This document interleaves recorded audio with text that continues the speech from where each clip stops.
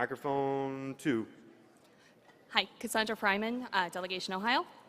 I would also ask the same to seat in Ohio a new delegate who has not been seen before, and he is Brian Ellison from Michigan.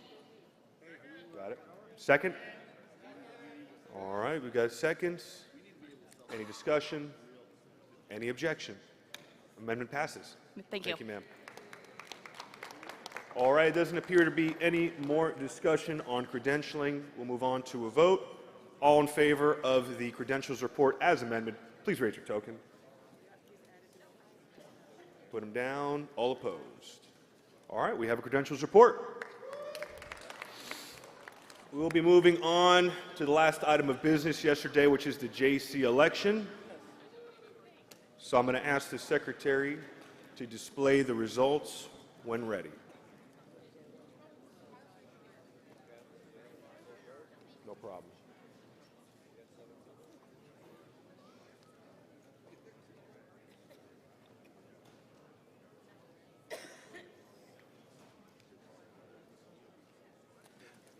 I would ask delegation chairs to come up to the screen to look to see, because I'm going to have it really, really kind of small to see all the individual delegations, so check to make sure it's accurate. Speak now or forever hold your peace. Point of information. Point of information, microphone 1, name and state. Randy Simbro, Texas. Correct me if I'm wrong, the top 7 vote getters who also get a majority are the winners, is that correct? As long as there's a majority. You must have a majority, and among those who get a majority, the top 7. Correct. Because it's essentially 2 qualifications. Correct. So 50 above, plus above the majority. 50%. Yep. Correct. Yes. Do we know if that's the case? We're about to find. Yes, there's at least For all 7? You're about to find out. Let's We'll get the grand reveal going here. All right. I was afraid. That's what I was afraid of. We're going to have to vote again.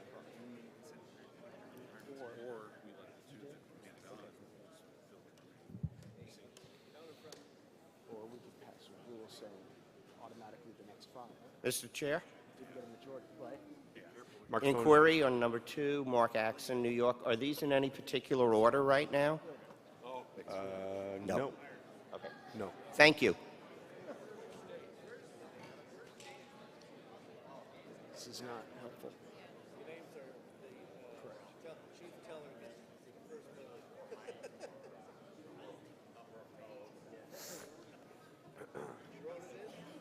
Might be in the order of nomination.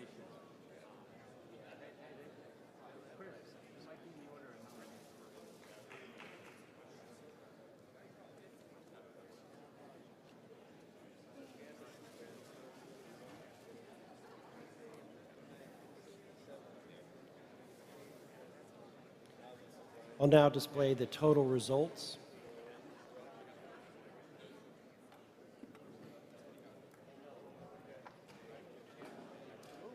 All right. Congratulations to Alvin O'Brien and Ken Mullman to be on the JC. So here's how this is going to go. According to our rules, we have a round of balloting. The winners get selected. We have 2 winners. Those 2 winners get to fill the rest of the vacancies on the JC. Point of order, Mr. Which Chair. means the orders of the day is the chair's race. Point of order, Mr. Chair. Microphone 3. Paul Bracco, delegate from Virginia. We have a second round of balloting for JC. No, we do not. No. I'm ruling that we don't. Mr. Chair, I make a motion to suspend the rules so that we can have a vote for the next 5 ranking folks, that we just approved that with a 2/3 vote. Fine. Okay, fine. I don't fine. think so. Okay, fine. Then my motion hasn't been seconded yet. So my motion is that we suspend the rules so that we can have a second round of voting so we can decide who these other 5 people are instead of only letting 2 people choose the other 5. That's my motion. Second. All right, we have seconds. It does require suspension of the rules, so require 2/3. Yes, it does.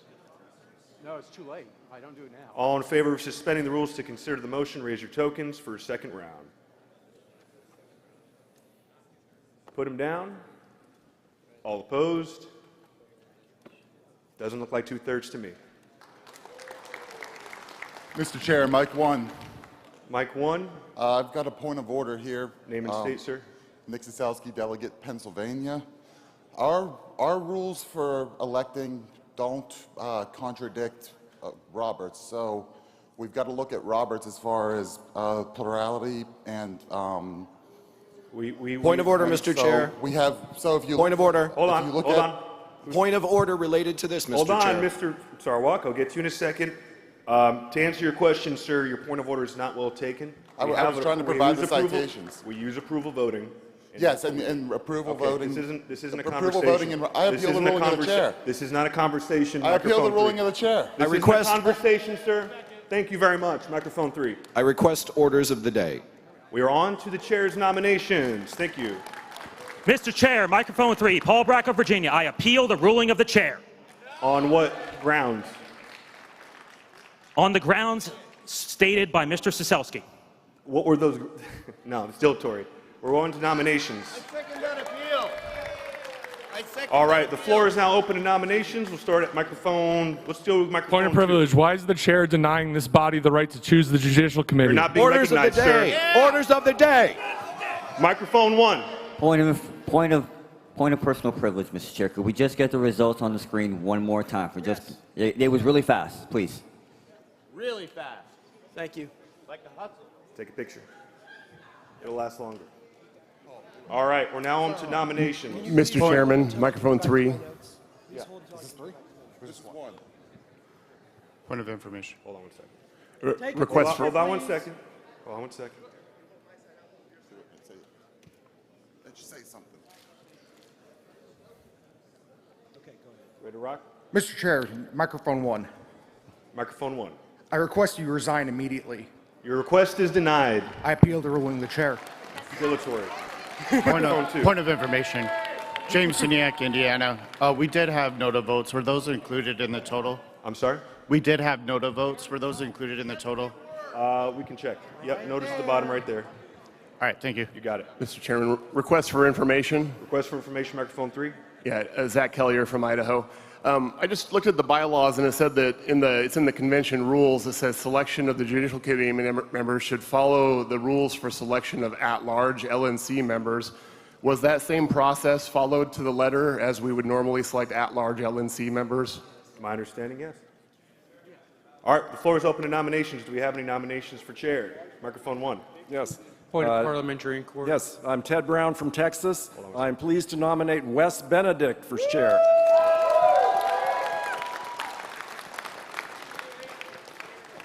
Microphone 3.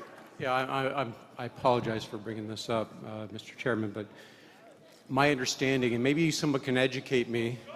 Orders of the day. What are you asking, sir? Is this germane to nominations? It is not germane to nominations. It is a request for information. Okay, go ahead. On approval voting. Does approval voting require, in Roberts, multiple rounds? I think our bylaws are clear. I've already made my ruling. Microphone 1. Yes, Ryan Brown, North Carolina. I nominate Rob Yates from North Carolina for chair. Who was that? Who Can nominated? you repeat your name, sir? Ryan Brown, R-Y-A-N. Thank you, sir. Microphone 2. Stephanie Dossbach, Secretary of the State of Indiana. I'm here today to nominate Evan McMahon, Chair of the great state of Indiana. Did you get the name of the nominee?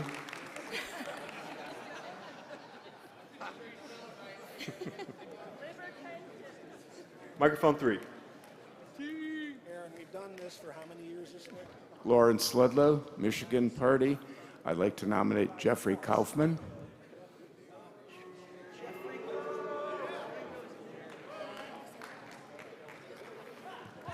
I'd like to nominate Jeffrey Kaufman. I got you. Thank you, sir. Microphone 1. Andrew Allgood of New Hampshire. I nominate Jeremy Kaufman. Okay, we got him. Microphone 2. Josiah Baker, Tennessee. I'd like to nominate Jim Ostrowski. Who was the nominator? Josiah Baker.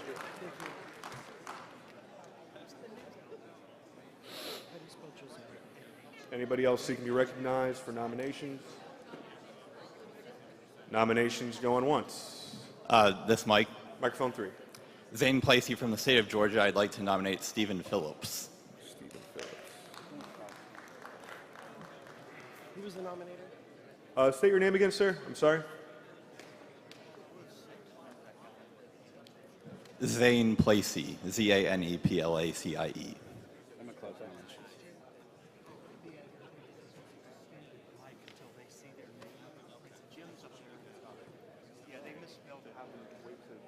That's a good idea. Okay. What is Grumpy Gnome's name? Stephen Phillips? It's such an easy word. I'm going to ask the nominees or the nominators to also just stand at the mic, make sure the name is recorded accurately before you leave in case we make an error or have a question. Microphone 1. Sean Sparkman from the great state of Texas. I move to close nominations. Is there a second? All right, there's a motion to close nominations.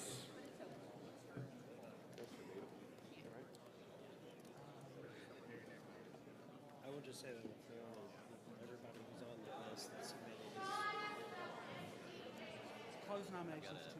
2/3? Okay. Yes, I do too. Is there any discussion on closing nominations? All right, hearing no discussion, we'll move on to a vote. It requires 2/3. Point of information. Hold on, we're in the middle of the vote. Sam Baker, Hold Tennessee. Hold on 1 second. We're in the middle of the vote. All in favor of closing nominations, raise your token. All right, put them down. All opposed. All right, nominations are now closed. Microphone 1. Thank you. What time was business supposed to start today? 9:30. Are you sure? Yeah. Okay. Yep. All right. Point of personal privilege. Mike 2. Mike 2.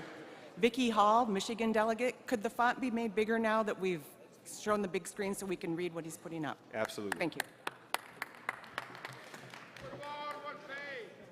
So at this stage,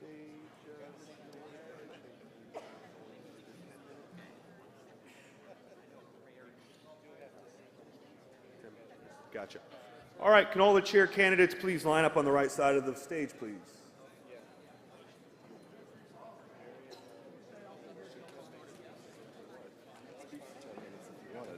Cookie time? Excellent.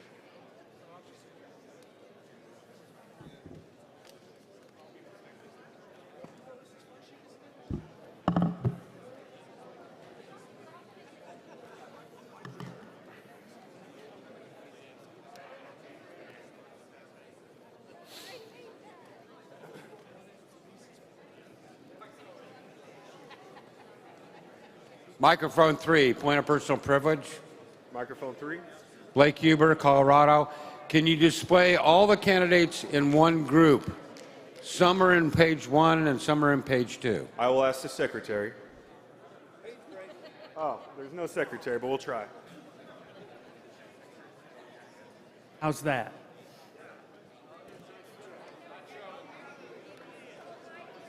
Sorry, I don't know how to do that. How's that? Mr. Chair, microphone 3. Could the secretary also make sure that the names are spelled correctly? Once he gets back on stage, I will ask him personally. Thank you.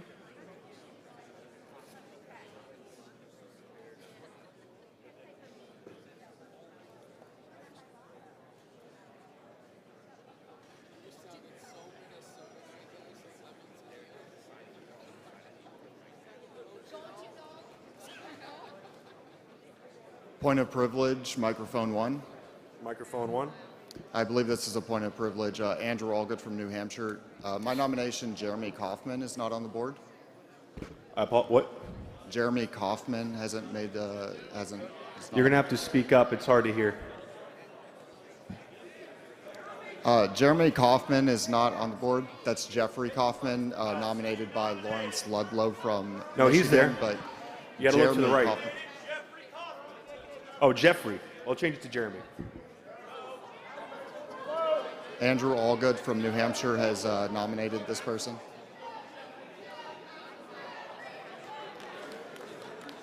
Point of information, Mike 1. It's prevalent.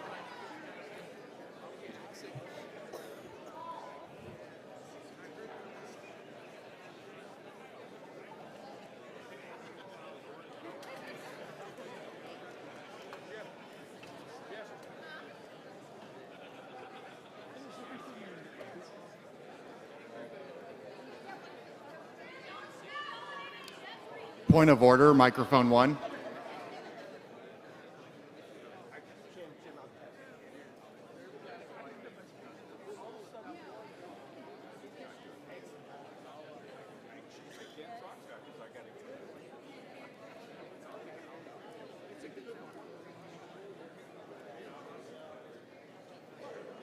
So, somebody from Michigan nominated Jeremy Kaufman, right? That's not, wait, Jeffrey Kaufman. They nominated Jeffrey Kaufman. So that should stand because they nominated him, right?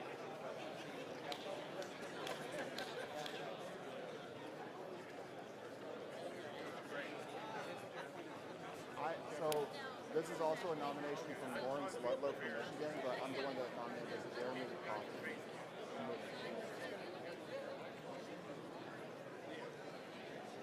I don't think we should ignore the error. So that was. It sounded to me like that was a valid nomination for whoever Jeffrey Kaufman is.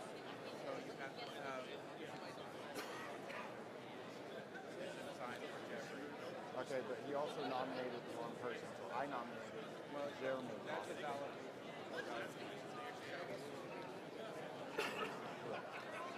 And that would be a point of information, right? I'm not super well versed in parliamentary. I renew my point of information on microphone 1, Mr. Chair. Point of information, microphone 1. Andrew Allgood from New Hampshire. The nomination that is on the board is from Lawrence Ludlow from Michigan. Lawrence Ludlow nominated a Jeffrey Kaufman, who I don't believe has had enough signatures signed. The valid nomination, I believe, is from myself, Andrew Allgood from New Hampshire. I am the one who nominated Jeremy Kaufman. Got it. Thank you, sir. Thank you, Mr. Chair. Point of privilege, Mike 3. We're moving on. All right, we're going to Point of personal privilege, You're not Mike 3. recognized. We're moving on to speakers, or to nominating speeches. All right, so, Mr. Phillips. Mr. Chair, You're not being recognized, ma'am. Mr. Chair, I just have a request. That was Andrew Allgood from which state again? And was that the correct name I heard? Andrew Allgood is from New Hampshire, and the spelling is Allgood. Yeah. That was G-O, just G-O-D? All good, like it's all good all the time. Okay. A-L-L. Ah, there we go. And I will strike the other one, just so he knows that was in there. Is everybody ready?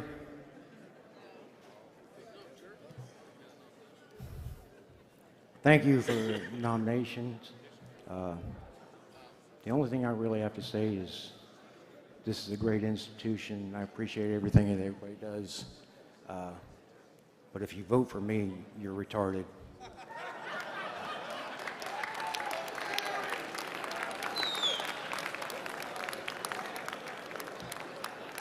He's available for graduation speeches.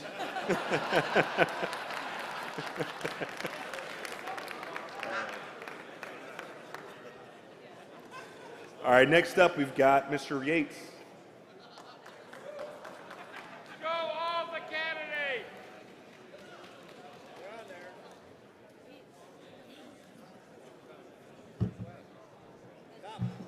Good morning, delegation. I am not Rob Yates, but I'm Ryan Brown. I'm the chair of the Libertarian Party of North Carolina. one of the best states in the union, I would like everyone to believe. I am happy to nominate Rob Yates for LNC chair. North Carolina in Region 5 gets a lot of praise, but behind a lot of what happens in North Carolina is my man, Rob Yates. He is a quiet driving force that stands behind the success of our state party and our national party. The rules say I'm allowed 10 minutes, but I'm not going to take all 10. And Rob is not going to be the kind of chair that determines success based on how long his meetings go or how well they're done. Every single thing Rob is going to do is say, if this is good for liberty, we will do it. If it's a waste of time, we will not do it. Also, he has assured me that he will rule every motion to save time out of order. So if you want a better convention next year, just vote for him.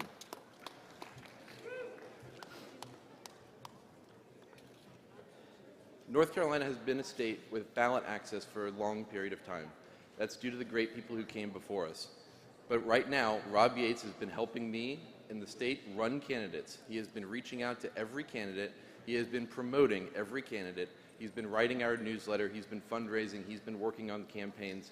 Rob Yates believes that running candidates is one of the best ways to increase liberty, among other things. I don't want to speak for all of his platform. He's got a package out there.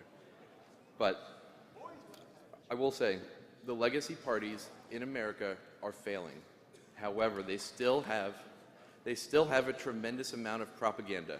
I like to joke that Rob is my propaganda guy in North Carolina because he knows how to message to the voters. So Rob, as chair, will make sure that the national party has significant messaging that appeals to the real people in America and not just the people on the fringes. Part of the problem is that voters do not want to hand their vote to a Libertarian Party which has some issues, and we all know them. But Rob is not one of the candidates who cares about fighting all of the issues internally all the time.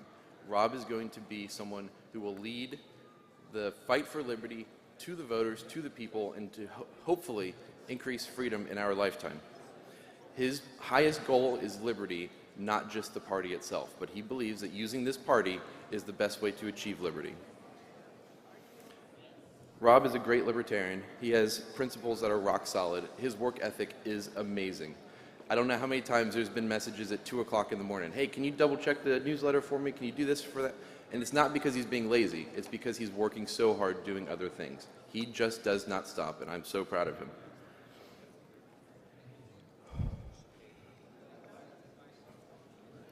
Finally, Rob knows that the LNC does not exist to dictate down to affiliates. The responsibility of the LNC is to work with state affiliate parties to increase freedom in their state and to help with issues like ballot access. He wants to get rid of the administrative friction and just make things easy. And so we're going to do our best. And I'm going to be sad if you guys take Rob from me. But if you get Rob, he's going to make the Libertarian National Committee run much smoother and the party in whole run smoother so that we can focus on the issues like electing libertarians and increasing our freedom. And with that, I proudly nominate Rob Yates for chair. Thank you.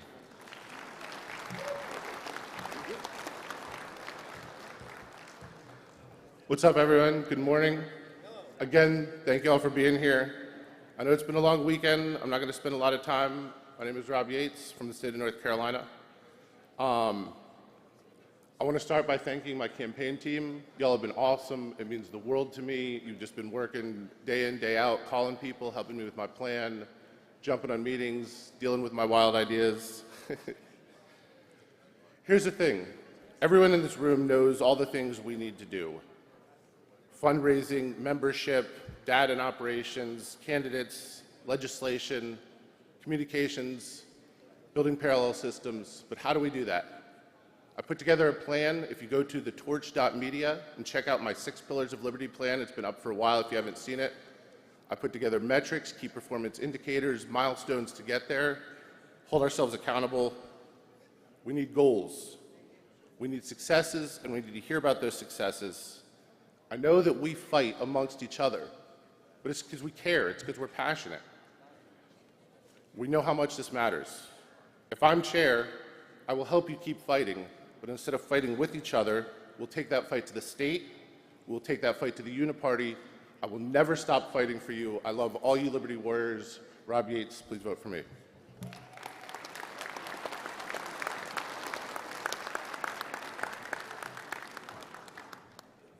Next to the stage is Secretary McMahon. Oh, wait, hold on. I apologize. I was looking at the wrong notes. Next to the stage is Jeremy Kaufman.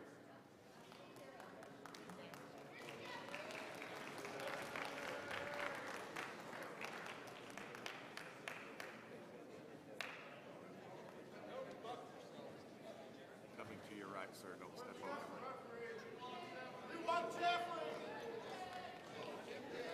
Really quick as an announcement, if you lost your wallet, please go to registration. If you lost your wallet, please check with registration. Let me just say something before Jeremy comes up. All right? Don't react. Be calm. The time will go by. Let him say what he's going to say. Be cool. He's going to say some things. I don't know what he's going to say. He's going to try to bait all of us. Just let it happen. All right?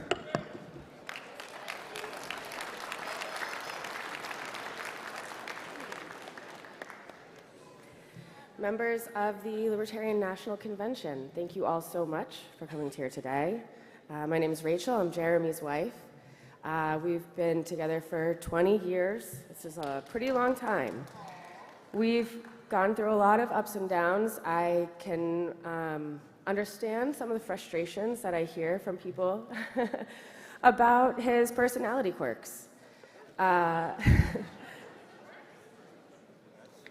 think one thing that distinguishes Jeremy is that he is always honest. He does not lie about hard truths.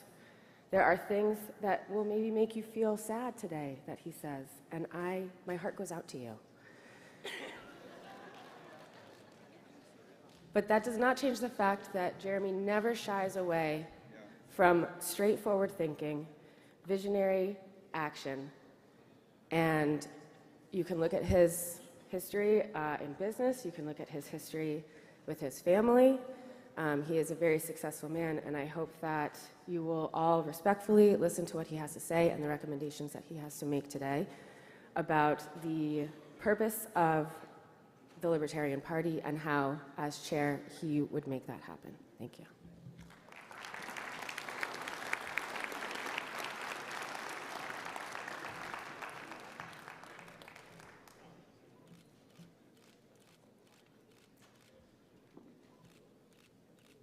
Hello, everybody.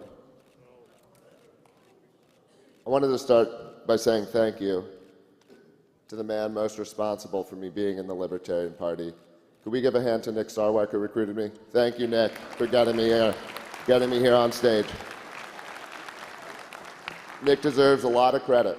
Nick and I used to share an office together, and I got to see firsthand how he thinks and operates. And it was a different kind of libertarianism than we generally saw in New Hampshire. And so, as Rachel said, I am here to tell the truth. I'm not here to be nice. And there are hard truths that libertarians need to hear, which is in 55 years, you have never won at anything. You have never won a single competitive head-to-head race against a Republican or Democrat. Not once in 55 years. And so you exist to burn millions of dollars, tens of thousands of hours, hundreds of thousands of hours of the time of people, selling them false hope. And I'm urging you to wake up. The definition of insanity is to do the same thing and expect different results. You've been doing it for 55 years.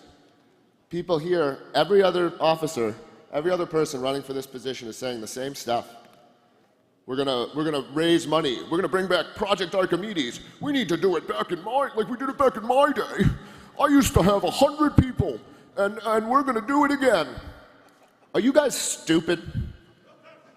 Genuinely, like, are you dumb? Because the Libertarians in New Hampshire are not dumb. We win all the time. We have a strategy that works. We know how to be team players. You're a Republican. Thank you, Nick. So, I'll tell you my history. And my history is nothing but success. I've been a leader my entire life. You guys will like this one, all the way back to when I was 16 years old and ran an 800-person guild in an MMO. Everything I've done. I took my college ultimate frisbee team to nationals for the first time. I built a successful business, bootstrapped it myself, grew it to millions of dollars in recurring revenue, and sold it to private equity. I made the service that today, someone came up to me just yesterday and said, thank you. The technology that you made is still the #1 way of keeping 3D gun files online today. And I go to the mat every day, all of the time, for what's right and what's true. And you guys, you freaks, see someone who can do things that you can't, and it makes you so angry and so bitter. You are loser apes who can't stand to see someone with abilities that you don't have. And nothing successful can be built with people with this psychology and this attitude. So, if you want to be successful, I'll tell you how you can do it. I don't really expect to win, so I don't think I'm going to be the guy to do it, although I do think you should cast at least one protest vote for me. But success would be doing what LP&H does. Stop telling people that you're going to win the next election and burning them out. Set reasonable goals that you can actually achieve them, and grow. If I needed 100 armed men to show up at any specific spot in New Hampshire tomorrow, I could do it. Maybe a couple hundred. Yeah, we had 100 people at our convention. I'm talking to other people in other states. They had 40 people, they had 50 people. Why do we have 100 people in New Hampshire, a state of 1.5 million people who want to come out? New Hampshire has the largest. I would like the Sergeant at Arms to remove this communist. We have a communist infiltrator here who can't keep his mouth shut, who can't follow the rules. You guys get so angry at our success. There are some communists who stole our sign last night, and they're going around bragging about it. I stand up for my rights against the cop, and all of a sudden the leftist freaks who say all cops are bastards are on the side of the police. So you guys can't handle it. You are so congenitally anti-everything that when you see someone with something who can do anything, you melt down. And I am here to cleanse the party of you losers. You will no longer have control over the name Libertarian. We will bring it back to the place of truth and justice and all that is right and good. Okay? I've been the best representative of libertarianism in the country over the last several years because I represent a strategy that works and continues to work. The LNC, on the other hand, has become controlled by bureaucrats who are more interested in maintaining their own power over a petty little organization with what? You guys have $3 million? I'd raise $3 million in 2 weeks, okay? Do you understand? Do you understand how pathetic the state of this organization is? Do you have theater kids with 110 IQs who couldn't succeed at anything else in their lives and are here because this is the only place they could be? You are here because this is the only place you could be. A lot of you. Because no decent organization would take you. So I'm here to offer a solution for those of you who are worthy. It's probably only around, when I came here, we were talking about it. We said, how many do you think it is? A third, a quarter? Honestly, after this convention, it might be a tenth. But there are some of you who are good, who are fit, who are honest, who can cooperate, who want to win, who will do what it takes. You belong in New Hampshire, where we will create a libertarian nation. The rest of you can be screaming at the gates as the socialists eat you alive.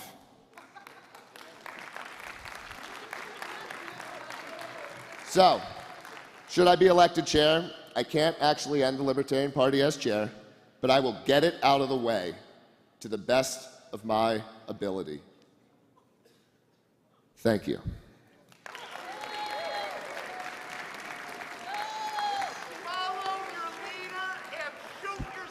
Hey. For the record, I was a jock, not a theater kid, nerds.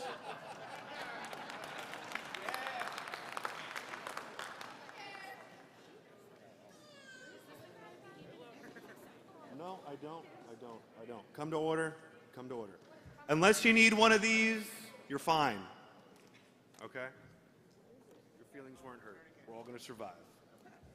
All right. Next up.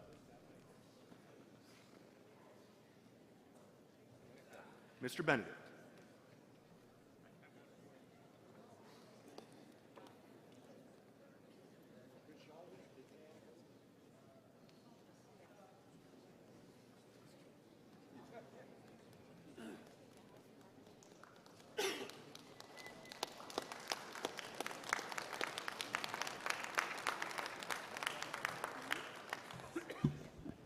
Good morning, everybody.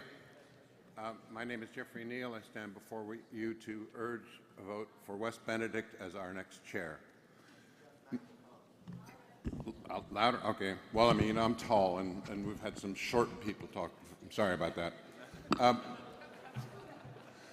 I have had the pleasure of serving as chair of this organization for 4 years. 1 year of that, I served as executive director. And I do want to tell you that unless you've been in one or both of those positions, that what you out there see is just the tip of the iceberg. And the body of the work of the chair is below the scenes. And it's not a pretty sight. It requires a lot of effort, shall we call it. Now, Wes, I first worked with Wes back in 2004 when the state of Texas lost ballot access and we had to get it back. It's one of the hardest states in the country to get ballot access. Just unbelievable. High in six figures in cost to do it, and Wes delivered. He has served many times as executive director. In fact, in 2014, I hired him to be the executive director because my confidence in him was so high. And he delivered what I wanted.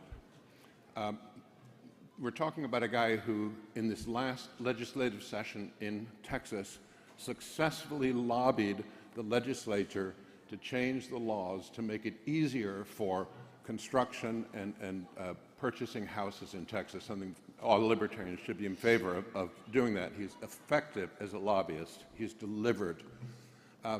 And so, for me, I have no misgivings whatsoever in fully endorsing Wes for his role as chair. I'm absolutely confident he will be a wonderful chair, and I urge your vote. Thank you.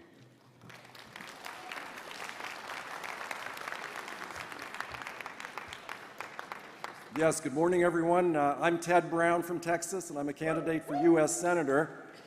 But before I say anything about Wes Benedict, my friend who's running for national chair, I wanted to ask everybody here, how many people here have run as a Libertarian candidate for public office? Please raise your hand or stand up. Let's give a round of applause to all of our candidates. And I want to thank you all for running, because that's one of the most important things we can do, because that's who gets the message out to the public that there are libertarians and that we have a viewpoint that's different and better than the other parties. And the reason I mention that is Wes Benedict has been instrumental in recruiting hundreds or thousands of libertarian candidates. I haven't added up the quantities that he's mentioned.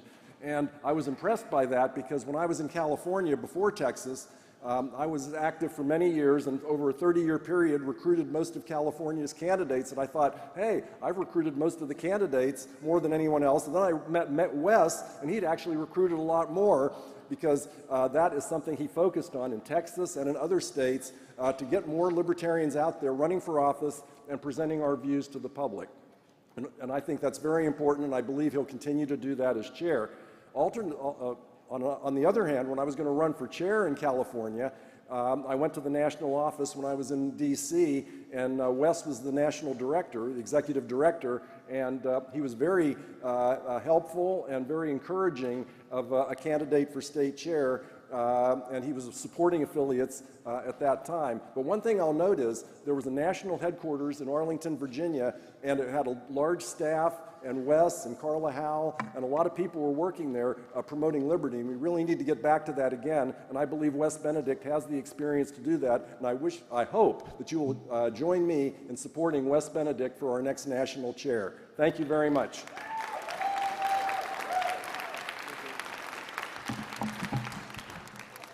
Good morning.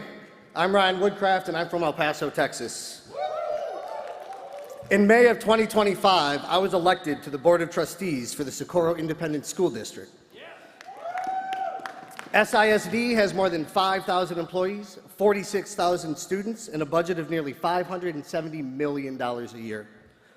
Over the past year, I've been a strong advocate for fiscal responsibility and the proper stewardship of taxpayer dollars. In the 25-26 school year, for the first time in a decade, SISD unanimously passed a balanced budget, maintained our fund balance, and lowered the property tax rate.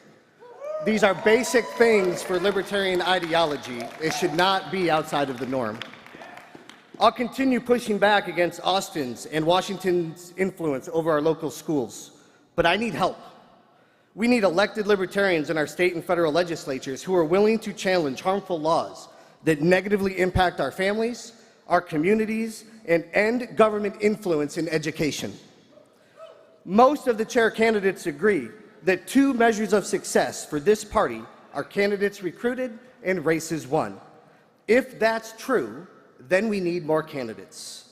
That's why I'm proud to support someone with a proven track record of recruiting candidates and supporting campaigns. Ladies and gentlemen, I'm proud to introduce to you Wes Benedict.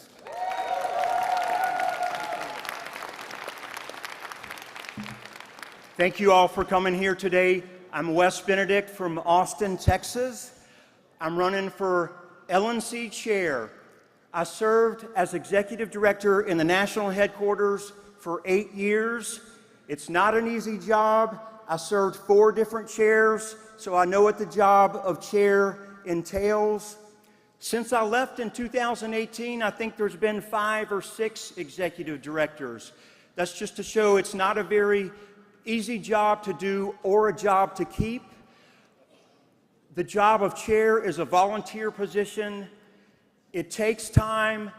I'm interested in putting time into building up this Libertarian Party again because we need a successful third party. We need a successful third party that supports freedom on every issue, and that's the Libertarian Party. I know some of you are new here today. A lot of you have been here for decades, and I want to make sure that the time and money and effort and the campaigns that you've run, everything that you've put into fighting for liberty continues. Doesn't just go to waste. The party has been shrinking for a few years. The Libertarian Party of Texas was shrinking for a while, and I turned it around. I recruited a record number of candidates in 2006 and 2008 in Texas. 1 year in 2021, after leaving the executive director position, I worked on a project with the Libertarian Party of Pennsylvania. I spent 3 months full-time working on that. I sent a letter out to about 10,000 registered libertarians in Pennsylvania.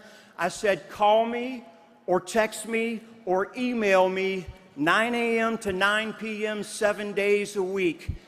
If you file to run, the deadline for Republicans and Democrats has already passed, and so if you file, you'll be the only candidate on the ballot unless there might be an independent, but you almost certainly win.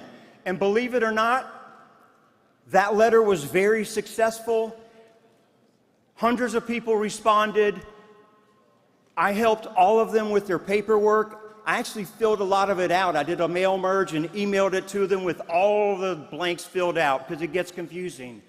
When they had the same old questions on their campaign ethics statements, Do I have to list my mortgage? Do I have to list my wife's or my ex-wife's mortgage? Do I have to list my children's investments? I knew the answers to all those. They were scared to call the Ethics Commission to ask, but they were always fine calling me. I learned that so that 174 different candidates who got elected didn't have to waste their time learning all that on their own.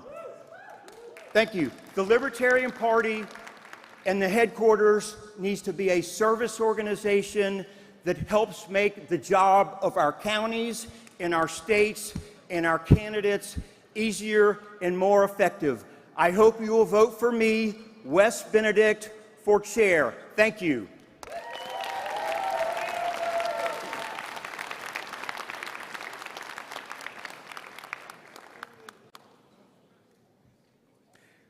Next up, Mr. Jim Ostrowski.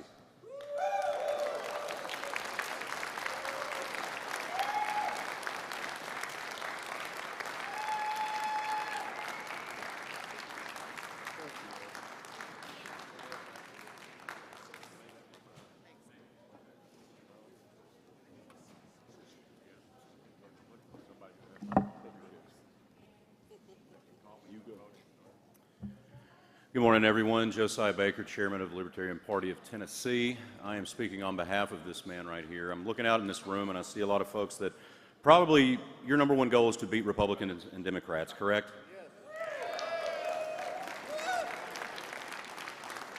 Okay, that's what I figured.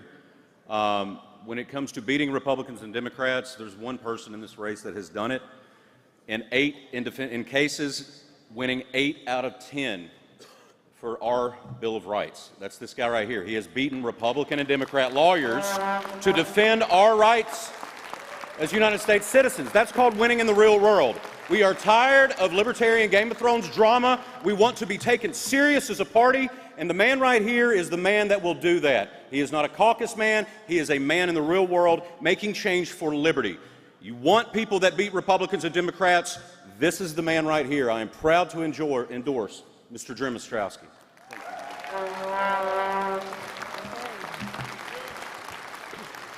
Good morning. I'm Dr. Katrina Rocco, the Volunteer Director of the Libertarian Party of New York, and it is with great enthusiasm that I nominate Jim Ostrowski for LNC Chair, and I encourage you also to support his bid for Party Chair. Jim is the Libertarian real deal. His actions embody the life of a true libertarian exemplar as he puts libertarianism to practice as a successful libertarian trial attorney. He has won 4 of his 7 election law cases, and he has penned 10 plus books on liberty and activism and direct citizen action. We need someone who can link the history of our libertarian forefathers, knowing Rothbard, Brown, and Ron Paul personally, to our party's future.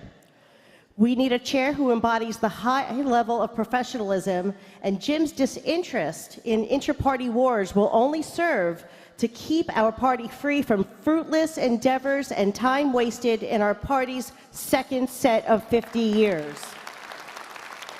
On to a bold new future. Vote for Jim Ostrowski.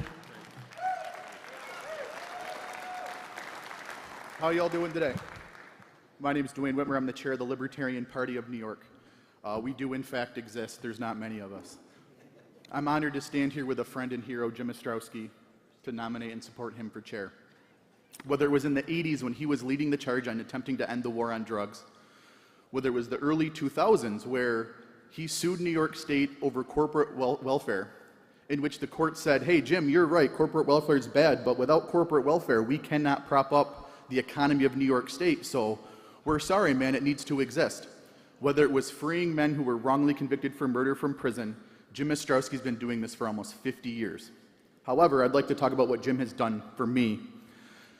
In 2000, a group of activists from Western New York decided to tell people not to take the census. Our logic was simple. New York State sucks, our politicians sucks, and we ruin the rest of the country. We're the highest tax state in the nation. We have the most people leaving our state, least business-friendly state in the nation. We are a terrible place to live. By not taking the census, we lose congressional districts. It limits our impact to the rest of the country, so we can't drag you guys down with us. it resulted in us losing 2 congressional seats. You guys may clap, the government did not. And they had some things they wanted to say to me. Jim Ostrowski proudly told them that my First Amendment right to say that New York State is a shithole. They know, is my freedom of speech. And I'm going to do it again in 2030. And I look forward to costing New York State more congressional seats. I got to go 45 seconds. I got to go fast then. In 2020, during COVID, when Andrew Cuomo, who had to resign due to sexual harassment complaints, led the charge in locking down the state, they were surveilling businesses to make sure they were shut down. Jim Ostrowski led the charge in a lawsuit to make sure businesses could remain open and resist the state. Lastly, in 2002, my home was raided by the federal government. My crime was helping clients pay their sales tax to New York State. They owned sticker stores. They owned, New York State tried to legalize cannabis and botched it miserably.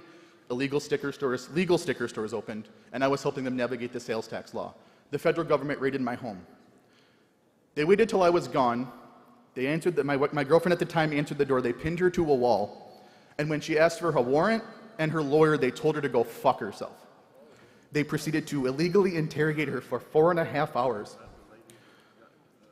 Jim Ostrowski is part of the team that has kept us afloat, and is part of the team that is now working with us to show that New York State asked the federal government to target activists in the Libertarian Party and Western New York that exposed the corruption in New York State. Jim Ostrowski is keeping me out of jail, and I look forward to him keeping doing it for more years to go. Ladies and gentlemen, Jim Ostrowski. Thank you, man. Thank you. Time is short, so I'm going to talk fast.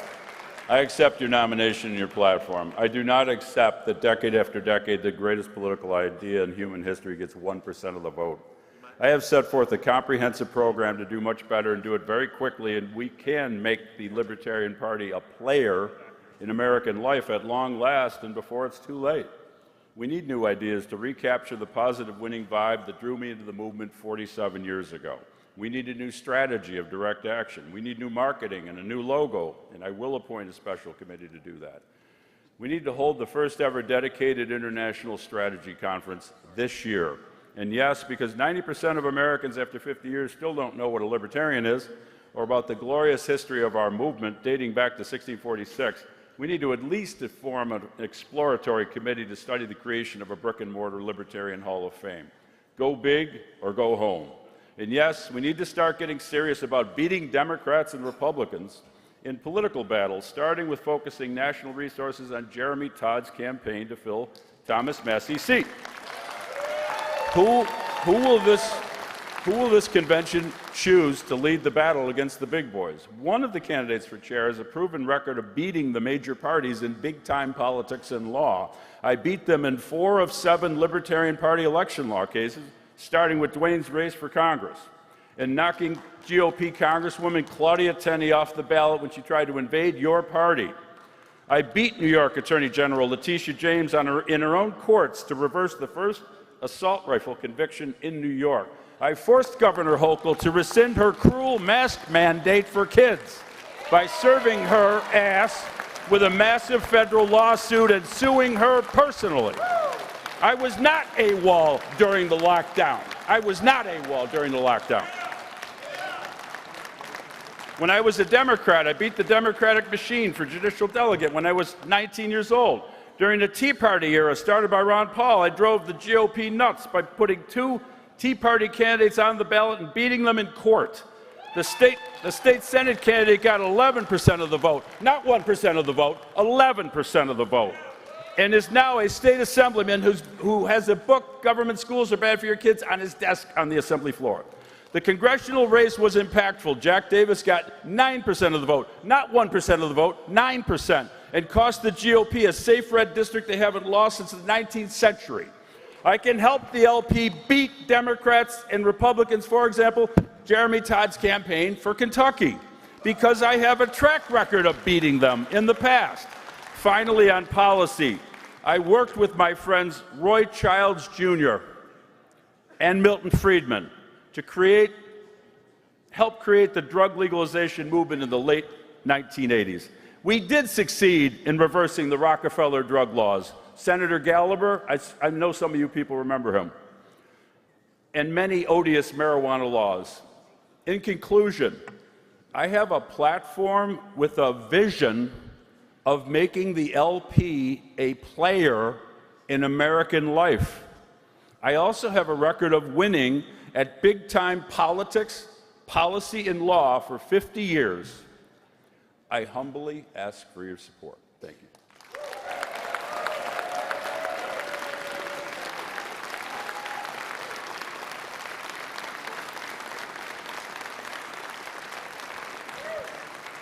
And last but not least, Mr. Evan McMahon.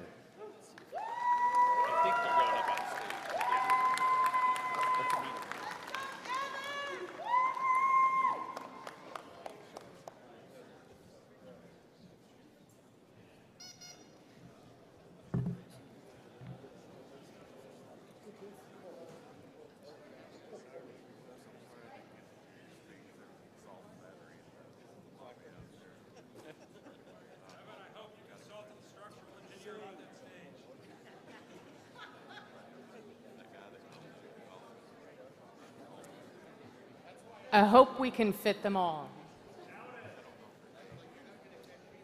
It's a significant test of the structural stability of the stage. Good morning and libertations. I am Lori Schillings, Chair of Hamilton County, 5th District Representative to the State Central Committee, and the current Secretary of State candidate for the Libertarian Party of Indiana. I want to thank each of you for being here and doing the work of liberty, even when it is time-consuming, thankless, and self-sacrificing. I have seen firsthand for the past 8 years how Evan McMahon has done this work. And I want you to remember how important that work is today. It is important to our party, to our country, and for our future generations. Our party currently stands at a crossroads. We can continue chasing chaos and division, or we can choose growth, professionalism, and we can choose real leadership. Evan McMahon understands that a political party exists to do more than to debate. It exists to organize. It exists to win trust, to run exceptional candidates while expanding our message to new people. He brings competence. He brings deep knowledge of the liberty movement. And most importantly, he brings the temperament to lead. The Libertarian Party deserves leadership that is serious about its future. I am proudly here to nominate Evan McMahon for chair of the Libertarian National Committee, and I welcome our future chair, Evan, to the stand.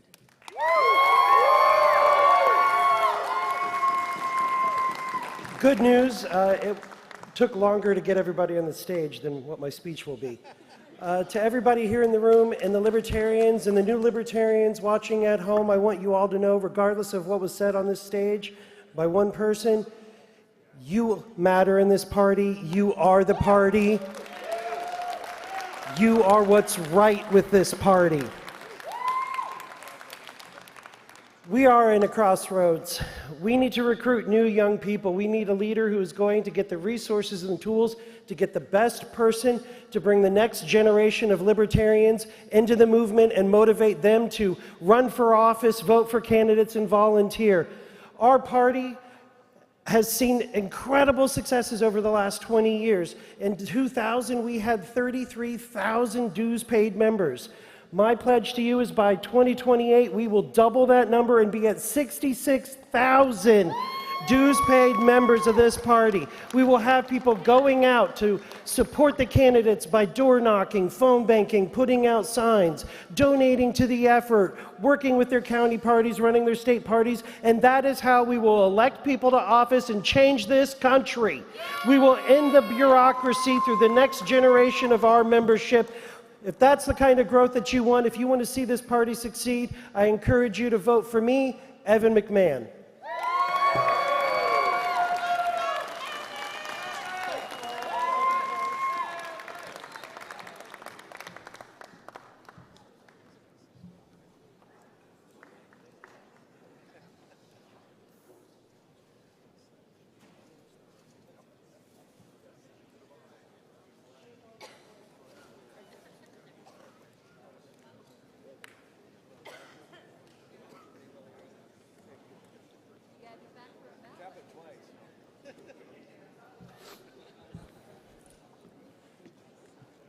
Mr. Chair, mic one, point of personal privilege. Microphone one.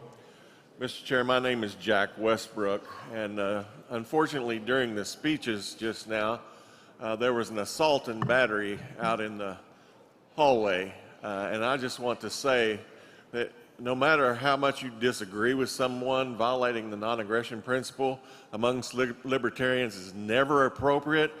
Handle your arguments with your mouth and not with your fists.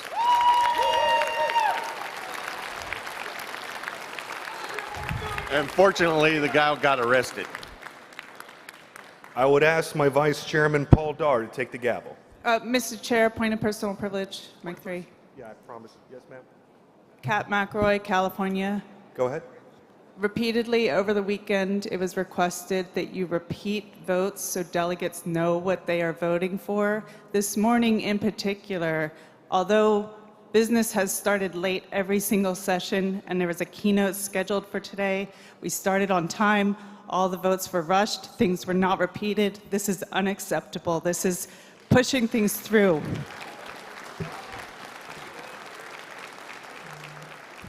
Chairman Dar, seek to be recognized.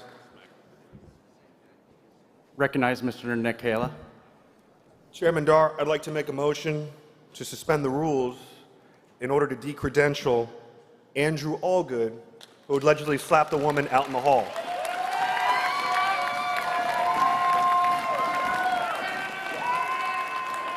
It has been sufficiently seconded.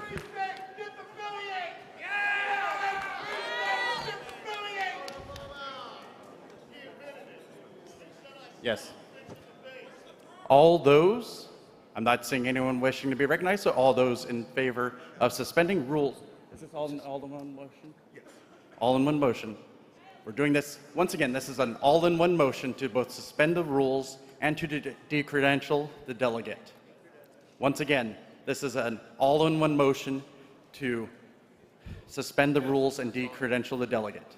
All those in favor of the motion, please raise your token.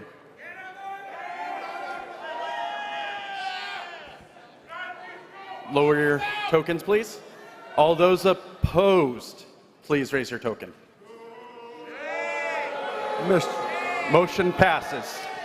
Mr. Chair, I believe that is out of order. I don't believe there are any bylaws. Well, it was a suspension of the bylaws, but I don't believe that it is even in the platform of the LP to allow that kind of a proceeding to decredential someone that fast without The body is able to suspend the rules. Your point of order is not well taken. Thank you. no due process whatsoever. I hand the gavel back to Chair Nikela. Stay nonviolent or you'll get gone too. Throw a punch. Throw a punch. Thank you, Mr. Dar. All right. Orders of the day.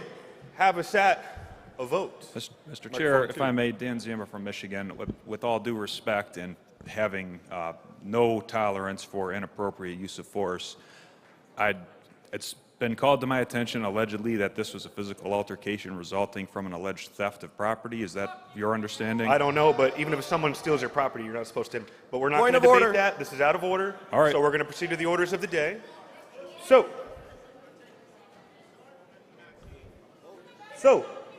the tellers are going to hand out the envelopes to each. Go ahead, Mr. Secretary. Why don't you explain the process? Delegation chairs, please go to the tellers to get your envelopes with your ballots. Delegation chairs, please go to the tellers to get your ballots.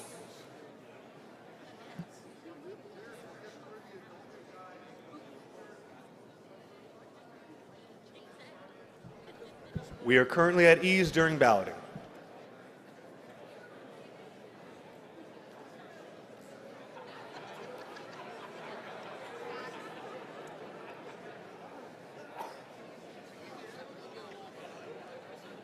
Nice white shirt.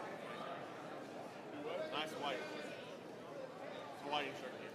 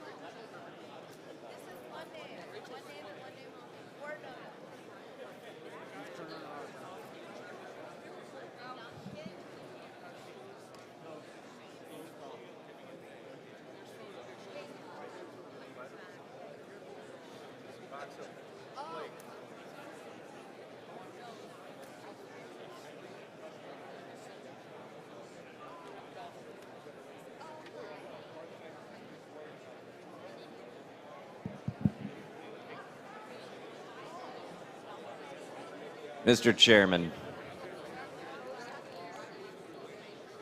Jeff Orrock, Colorado, microphone 3. Yes, sir. Has some delegates who are wondering if this is a single vote or an approval vote ballot.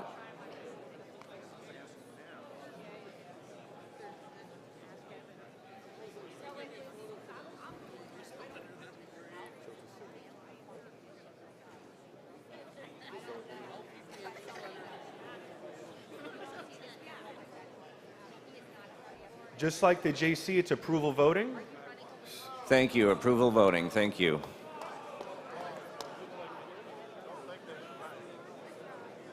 Okay, hold on. I was getting bad information. Hold on. Hold on. Hold on. Hold on.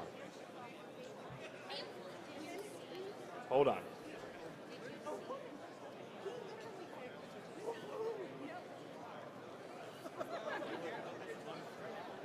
It's vote for one. Vote for one. Vote for one. Vote for one. Vote for one. Vote for one. Microphone 2. I'd like to make a motion to allow debate hosted by Nate Thurston of Tennessee with the qualifying vice chair candidates during the tabulation of votes for chair. All right, that would be a suspension of the rules. Does everybody understand the motion being made?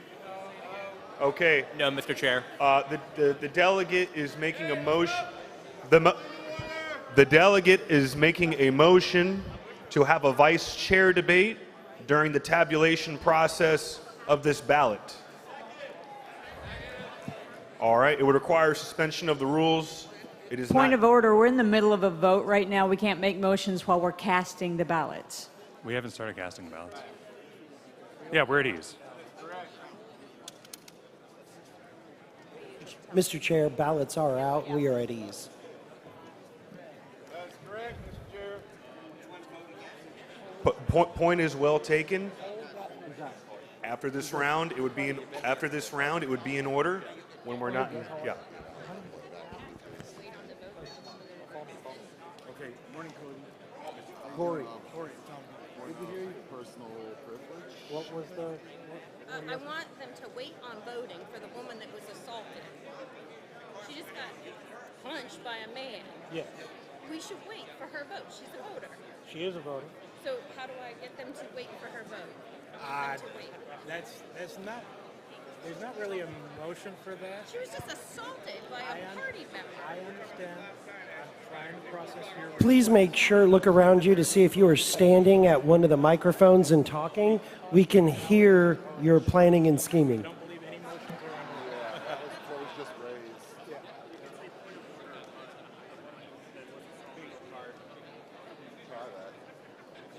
Point of order, Mike 1.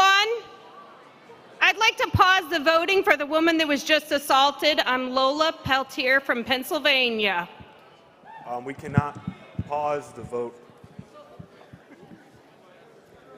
Then get her a ballot so she can vote. Otherwise, you're inhibiting it. She has to be on the floor to vote. If you She have was an alternate- assaulted. If you have an alternate, you can sub them in. She's outside waiting for an ambulance. This woman was just assaulted. Ma'am, please. Chair, you're inappropriate. I'd like to take you outside.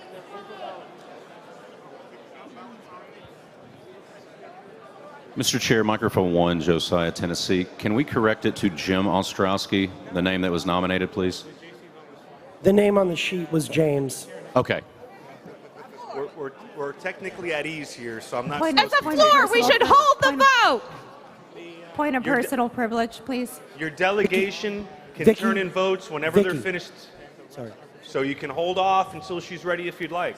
Vicky, I'm sorry, you can't do that. we're not in tabulation yet, so just in tabulation.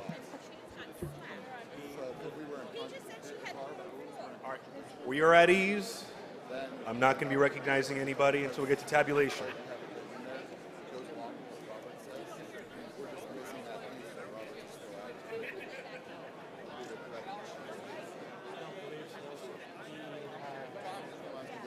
Tom, did you?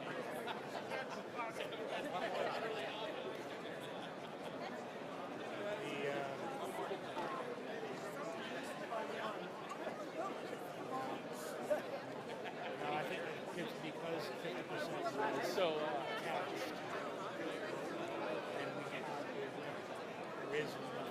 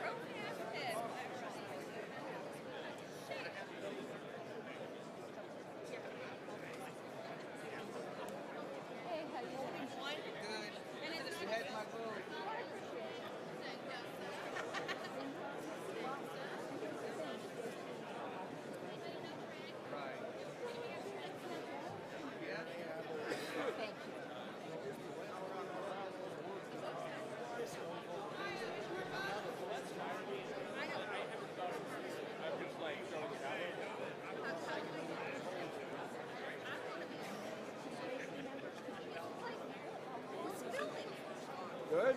Good.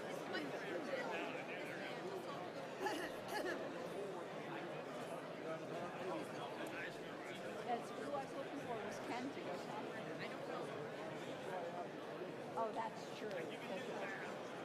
By the way, Mike is not going to win. So you and I Okay, I'm totally kidding. responsible.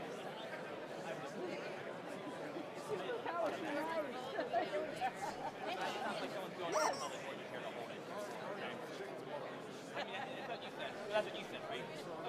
Okay. I'm not sure if you have the college. Sure, Charlie. Tim will be ready.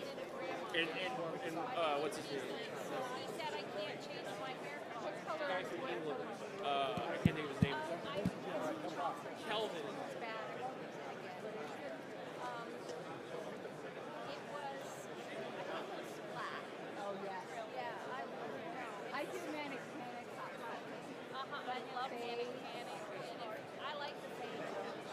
All right. Well, I'll. But I don't like it all over everything, so I don't usually use it.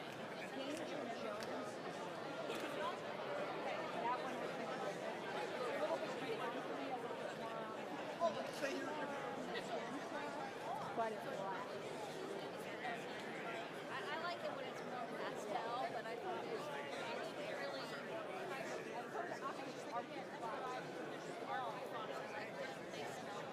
They have the same thing where they mess up all their cows. Oh, our doctor. I'm gonna go try to find Ken.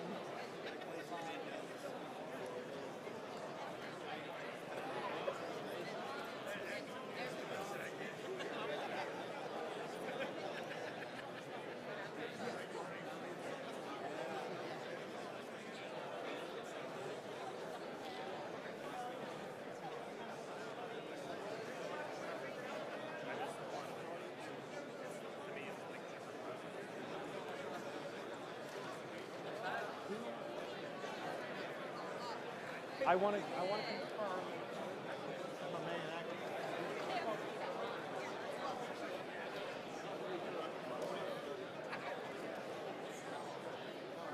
Where are we heading? Are we heading to the car fair? I just have to pay for here. Going away. Good. Where's Tyler?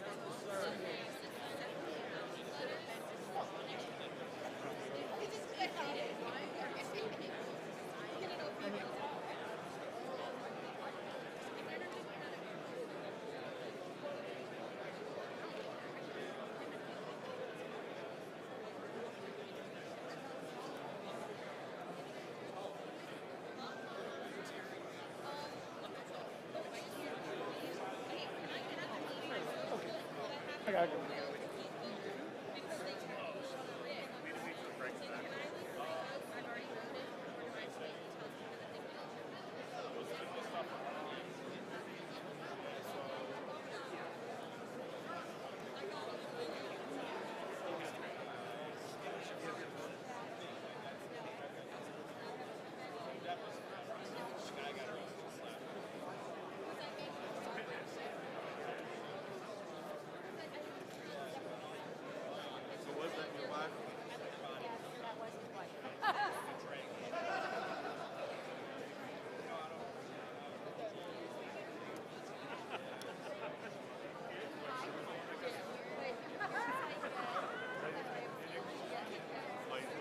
Delays.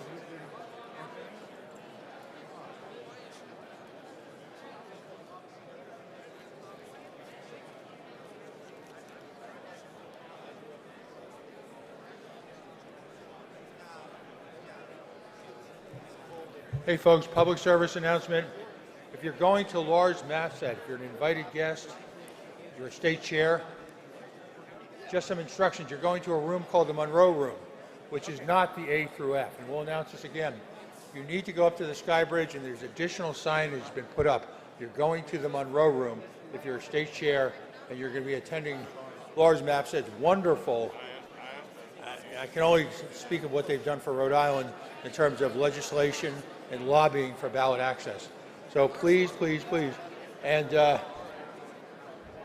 if I could ask for to come up to the stage, the America's only elected district attorney, can you join me up at the stage right away? I should say America's only elected Libertarian district attorney.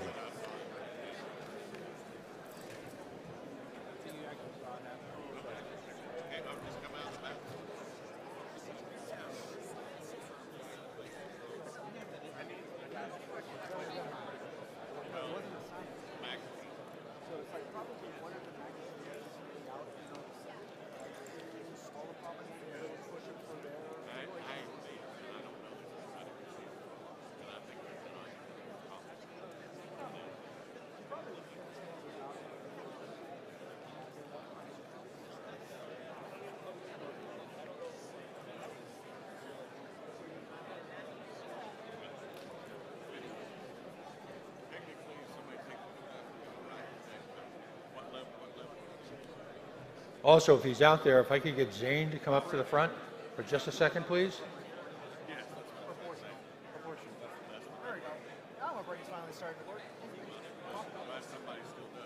If you can't come up now, Zane, just meet me in a moment. While I've got a few of your attention, I want to thank you for your patience in listening to all these PSAs. Take a moment at lunchtime if you're not attending, thank you. If you're not attending a breakout session, which you should, please take a moment. When we organized this convention, we made a promise to ourselves that we would not insert breakout sessions into the middle of the day. So that's why we've had them early in the morning and on the lunch break. So remember, there's one more training session to finish up. If you don't have a package and one of these intrigues you,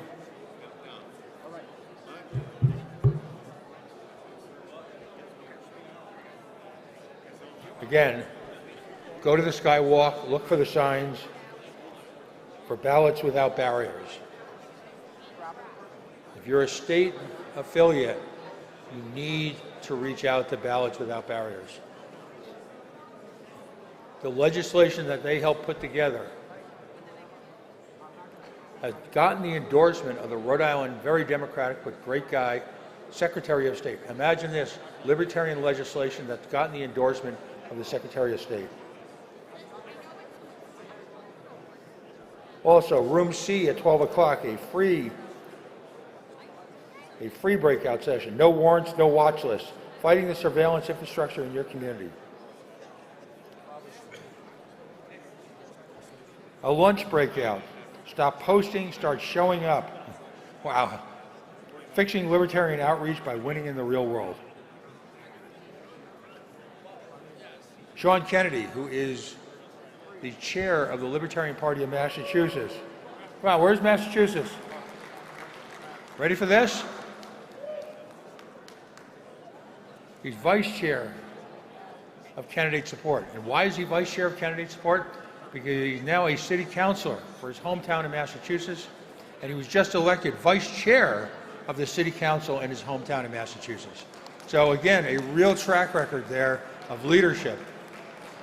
He's leading here in the hall, and he's leading out as an elected libertarian in arguably one of the most liberal states in America, in Massachusetts. So he's going to be hosting. These are paid breakout sessions, but again, an opportunity to have lunch. You can buy a ticket on the spot. We'll be happy to help you out because we're good like that.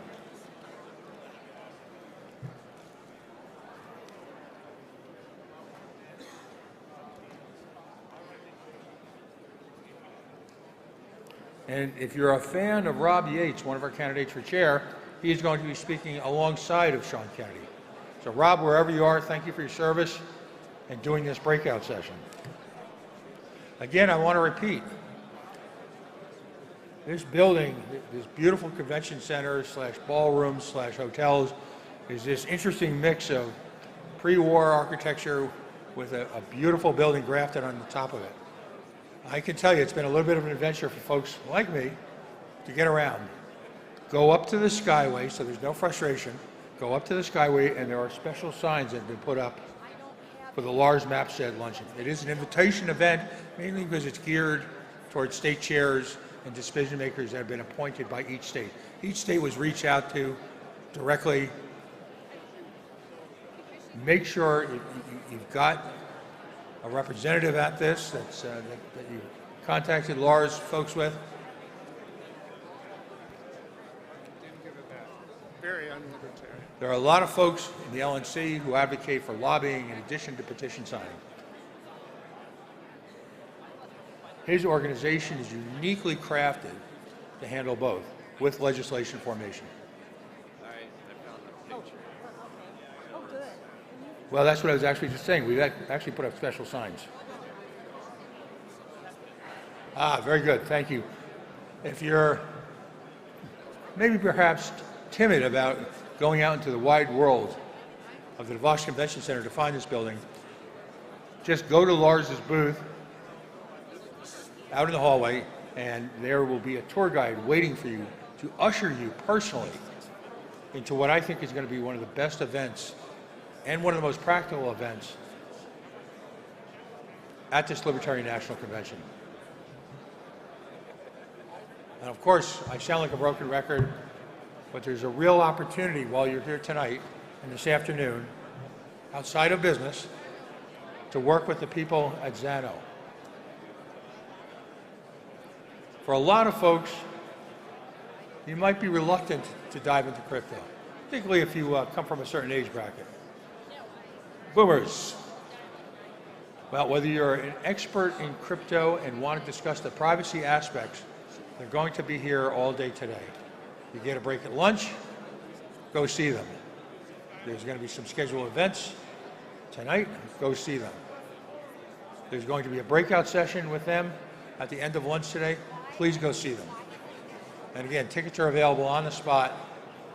Or let's just say you have a couple of tickets left from your gold package. For the folks who are nice enough to buy the welcome package, the gold package, as well as any of the other packages, we thank you for your support of the convention.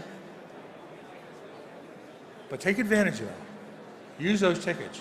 We've had some powerful speakers and we've had some powerful presentations out in the grand hallway. You're here. Invest a little bit of time in your financial future and understand, and this is critical, understand the looming danger in central bank digital currency. My good friend Aaron Day will tell you it's not even looming, it's here. Once again, libertarians are right. We predicted this. We told you this was going to happen. So while you're here, take a few moments. We are just waiting for all the ballots to be received.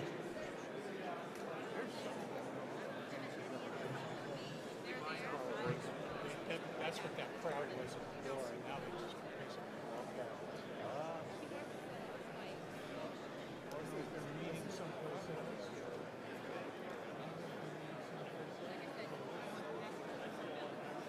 There's a lot going on right now.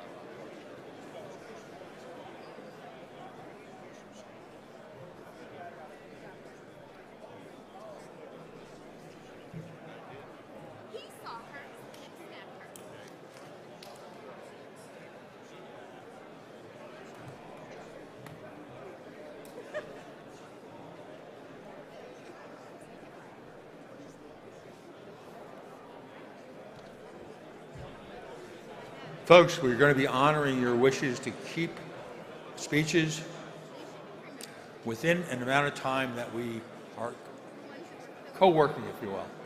Our bylaws do not allow us to have speakers on during voting. As soon as the voting is closed, but during the tabulation process, speaking of privacy, speaking of sentient political issues, we're going to have a keynote speaker come on and talk for a few minutes on actually one of the most pressing issues of the day. All of us spend a great deal of time hating on the media. And as someone who works in the media, I can tell you, you've got due cause, especially these days. They have abdicated their role, and some would say their responsibility, in shining a light on the government excesses that we work to protest. So we're just waiting a moment. When I get the thumbs up that we're going into the tabulation process.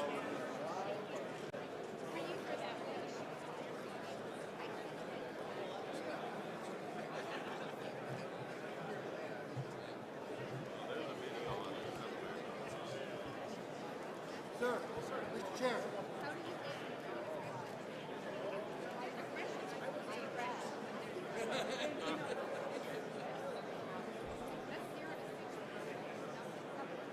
Not yet.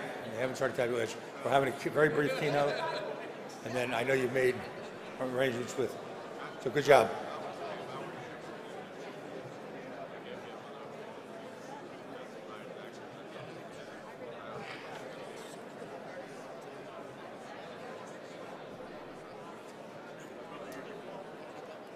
How are you?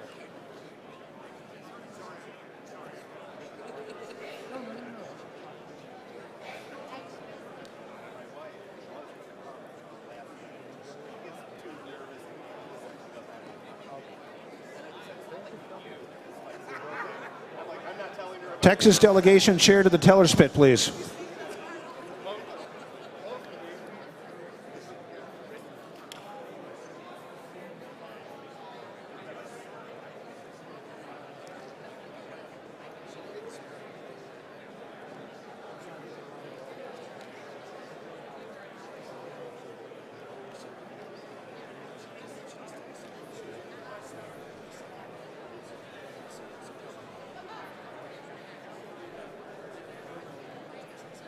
Texas delegation chair to the teller's pit, please.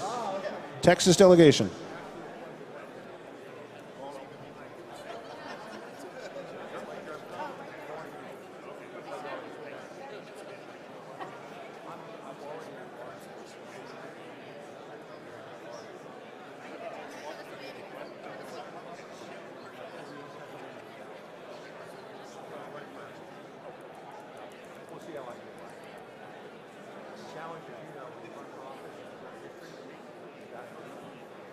Voters follow you wherever you go.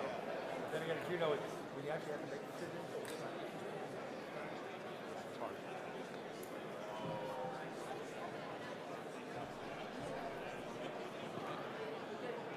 So again, folks, if you want the easy way and you're going to Lars Mapsted's organization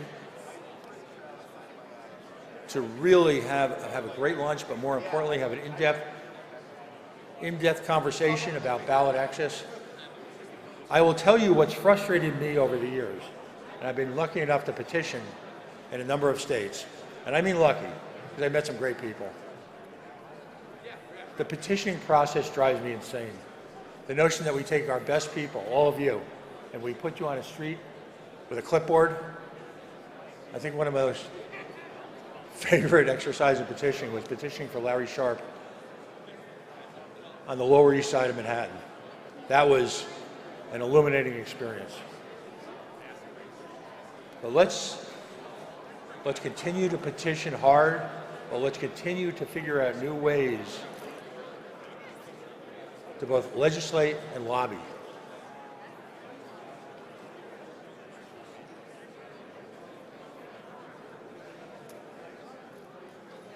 I truly believe that our election laws are the latest frontier on voter suppression. Tell a liberal that. Ask them why they're suppressing your right to vote. And they'll say, no, we're not. Well, in Brezhnev Soviet Union, you could run for office, no one would vote for you. You could try getting on the ballot. That's their backdoor way of suppressing your vote. And of course, liberals are very sensitive to that because they care. They really don't. In Rhode Island, we've confronted with them on that. They don't give a damn.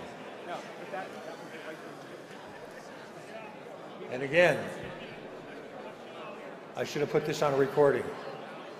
Take the opportunity to engage in the crypto corner. It's the first time we've done that. I want to thank Zeno for sponsoring it. So get out there, learn a little something. I hope you've enjoyed the speakers. And again, we've got a few breakout sessions left. So if you bought those gold packets or silver or bronze and you haven't used your tickets, don't let them go to waste. I will tell you, Sean Kennedy has got some of the most practical, pragmatic, fact-based, successful suggestions and solutions for running for office. It's great to chat with people over chat rooms. Having that conversation in person, invaluable. All right. Folks.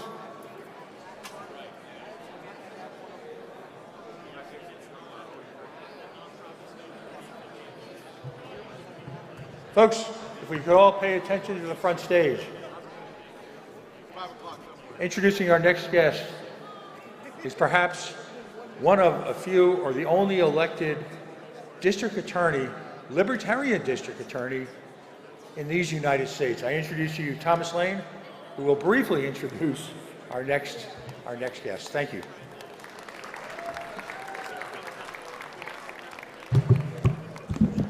Good morning. My name is Thomas Lane from the state of Iowa.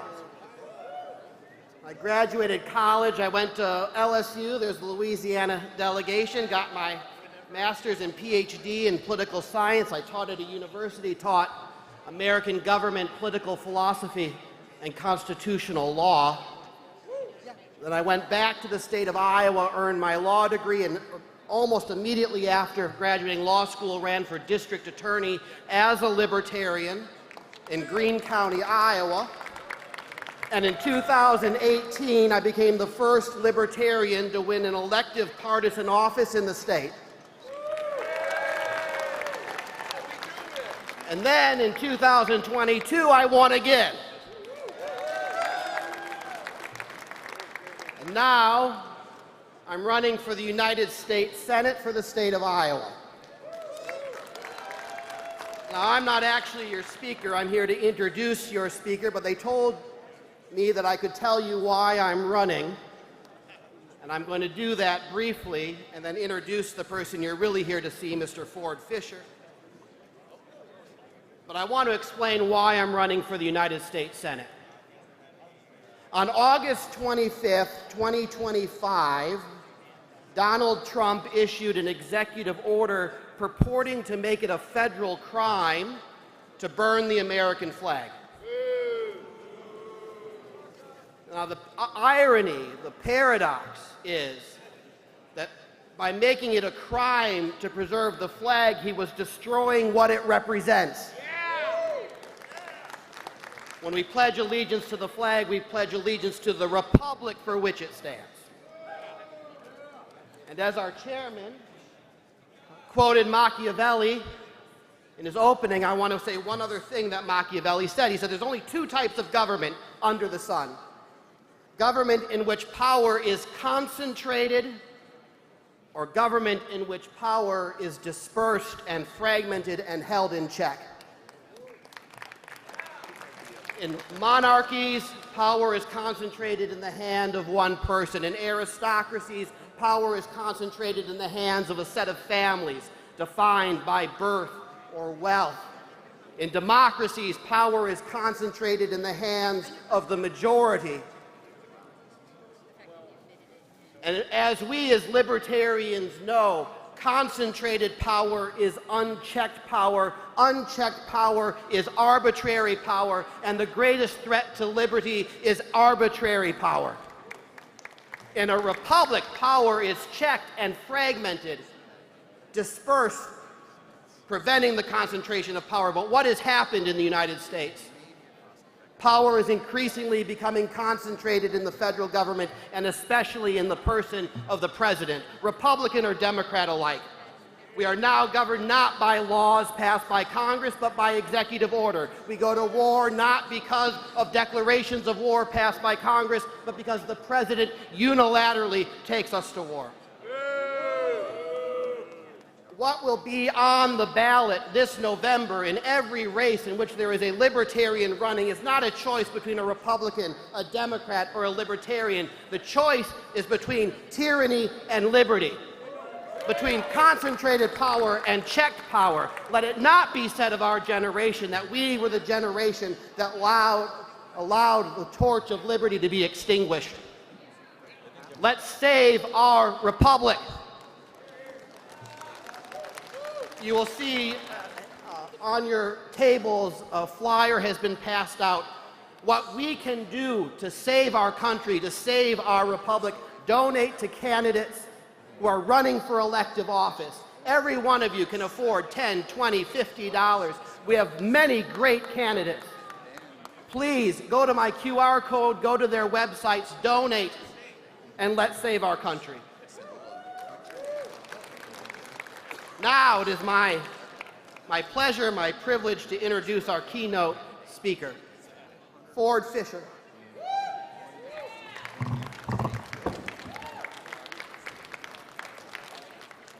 Ford Fischer is an Emmy-nominated primary source documentarian and the editor-in-chief of News to Share, a platform for raw footage coverage of political activism. His work has been featured in Oscar, Emmy, and Golden Globe-winning films and documentaries. His credits include Borat 2, Black Klansman, South Park, and several episodes of Frontline on PBS. Fischer believes in using raw, primary source documentary footage and live stream to showcase political movements in America and how state forces such as police and federal agents interact with the public. Please join me in welcoming our keynote speaker, Ford Fischer.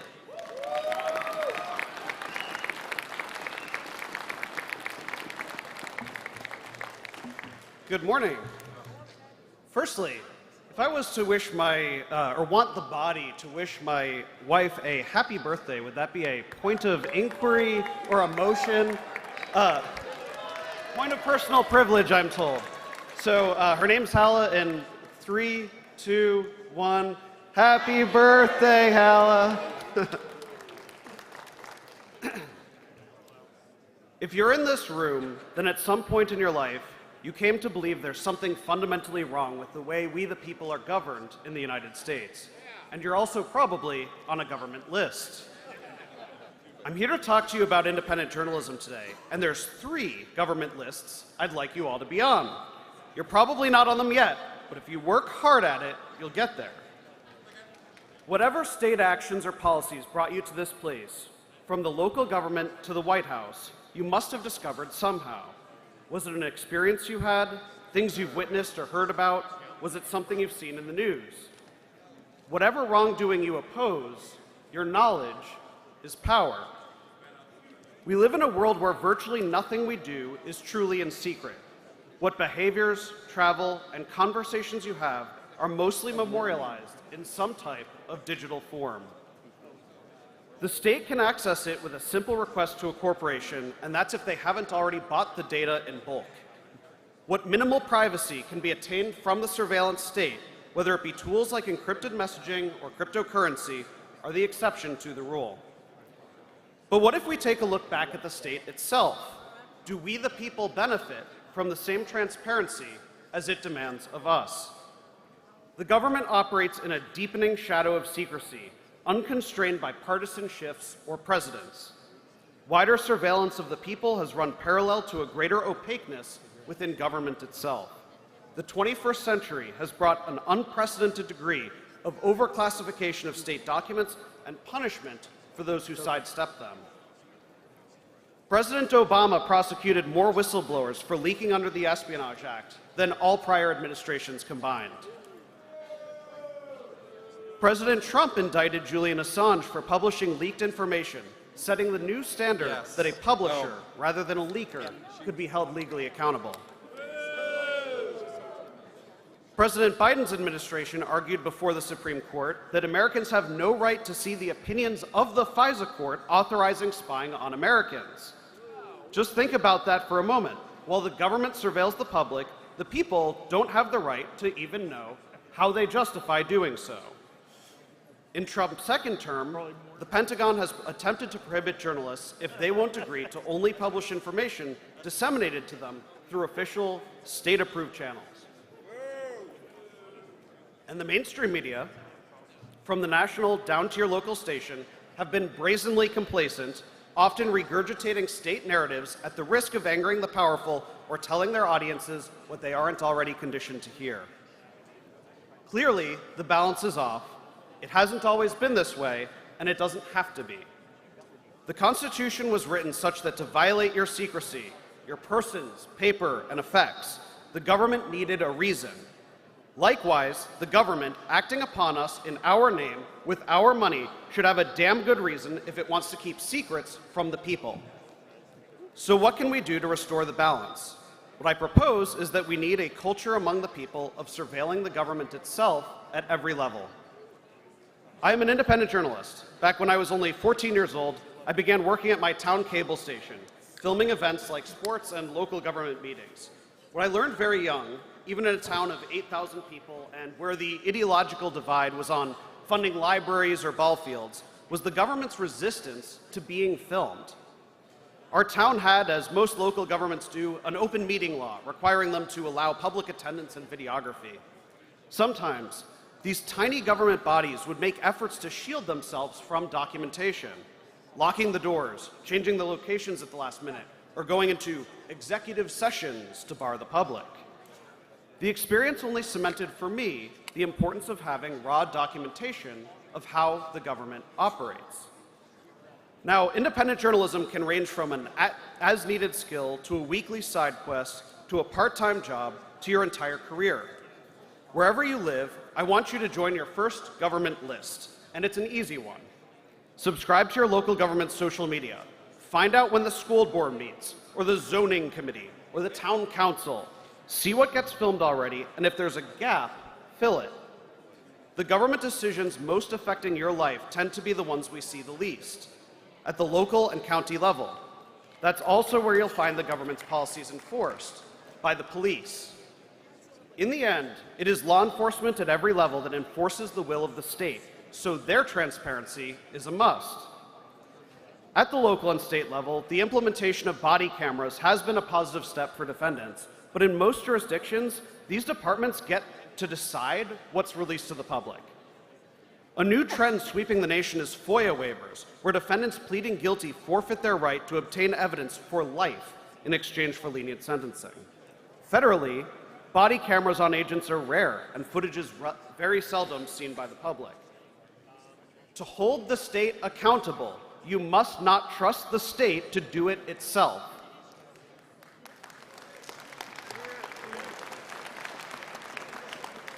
Every time you witness a cop interacting with the public, from the local sheriff's deputy to a state trooper to an FBI or IRS agent, you have the right to film them.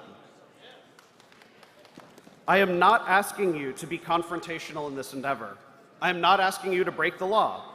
Ultimately, these agents swore an oath to the Constitution, and to the extent that that means something to them, they will submit themselves to the people's documentation. Those who attempt to thwart that right betray their oath and only validate why filming them is essential. In 2014, while in college, I co-founded News to Share, a platform for raw, primary source documentary video, mostly of political activism. For me, unfiltered documentation at protests is essential both for today's news and tomorrow's history. Activists create a context to hear out the arguments and beliefs of the people as they exercise their rights to speak, petition their government, and peacefully assemble. And they deserve to have what they say documented in a way that doesn't misconstrue their actions or perspectives. Even more critical than the protesters themselves is documenting how the government deals with them. Among the hundreds of demonstrations I've covered, the Unite the Right rally in Charlottesville and January 6th at the United States Capitol remain the most hotly debated. How did the violence occur? How did the government's response fail? These questions can only be answered in their totality with a myriad of civilian cameras at every angle. Over the past year, federal law enforcement agents have had an unprecedented surge in a number of American cities. In Washington, D.C. since last summer, Homeland Security, FBI, and even IRS agents are now involved in everyday policing, often wearing masks. Department of War troops now patrol the streets. I've filmed federal agents as they've surged Los Angeles, Chicago, New Orleans, and Minneapolis. I've seen how in those communities, it's not only my camera, but countless others that create an indispensable record of their actions when they couldn't create one themselves. Or wouldn't create one themselves, rather. While I was in Minneapolis in February, I was among a few journalists following ICE agents in a vehicle. We filmed as they pulled some silly evasive maneuvers, like putting on the right turn signal and then actually going left. They filmed us, we filmed them. I posted footage of this, and the official ICE X account quote tweeted it and wrote, quote, "Stalking our ICE officers in your personal vehicle, like this video shows below, isn't journalism, it's activism." First of all, it was a rental. More importantly, this asinine statement by our federal government shows a stunning departure from an attitude of press freedom. Documenting the government is perhaps the most fundamental right, so for the government to conflate it with stalking, a criminal act, the message couldn't be more clear.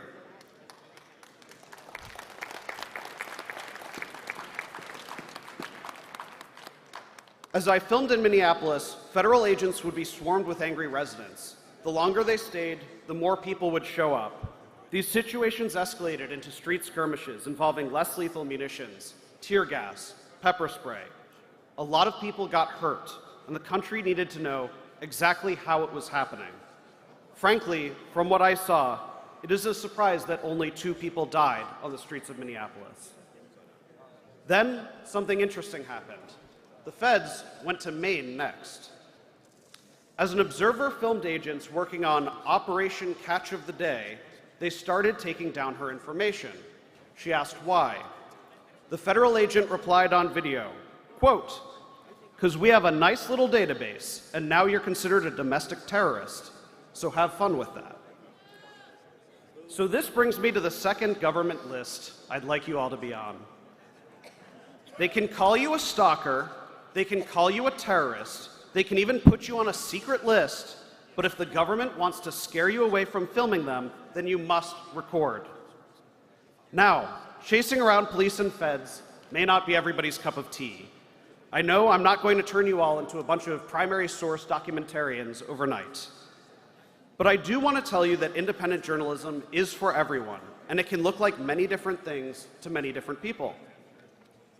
If you're in this room and you happen to be a government employee or a confidential human source, or whatever reason you find yourself in a position of access to documents the public should see, consider blowing the whistle.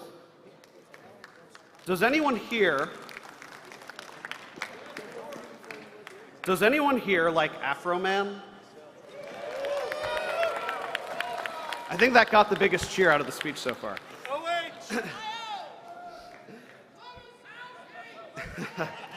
When the police raided his home on false pretenses, he used his security footage to make a music video about them.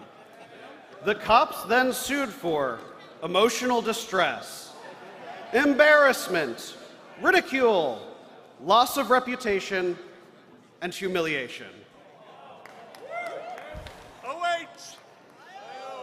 If you honestly document the government's actions, and it causes them emotional distress, embarrassment, ridicule, loss of reputation, and humiliation, you are on the right track.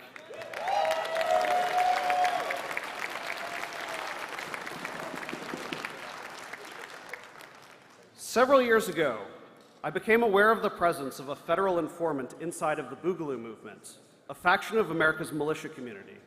Since then, I've gone down a deep rabbit hole, traveling the country, interviewing everyone involved, gathering primary sources like video evidence and court records to tell the story. It goes so much deeper than I ever could have imagined. I've also used one of the most important tools that needs to be in every one of your toolboxes, the Freedom of Information Act, or FOIA. While our government often chooses to operate in darkness, they need a good reason to reject you when you ask for files. Whether it be your town's government, the police, the state, all the way up to the FBI, the Freedom of Information Act brings their secrets to light. As we speak, the FBI has a pending FOIA request for files on the shooting of gun rights activist Duncan Lemp. 822 pages, they tell me, will take 67 months to deliver. I've also FOIA'd the word Boogaloo.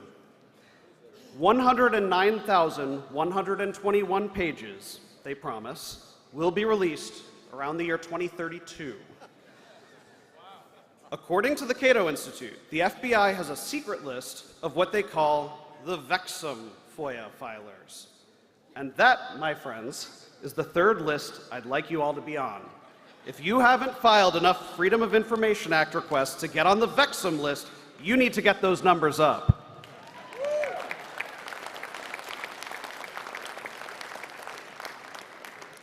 Wherever you are in the United States, you can practice independent journalism. Tell the story that hasn't been told. Hold your governments accountable. Flex your rights to preserve them.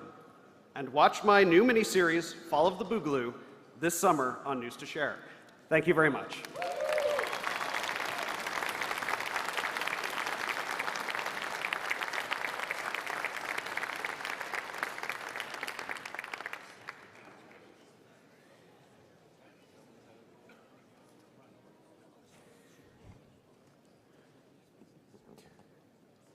At this moment, I am just waiting for my secretary to get back. We had to deal with another situation.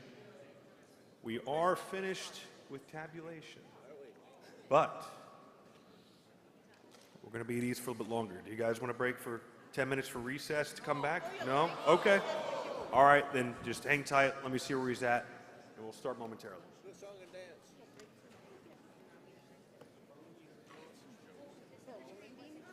Point of personal privilege, please. Mic 2. Microphone 2. Hi there.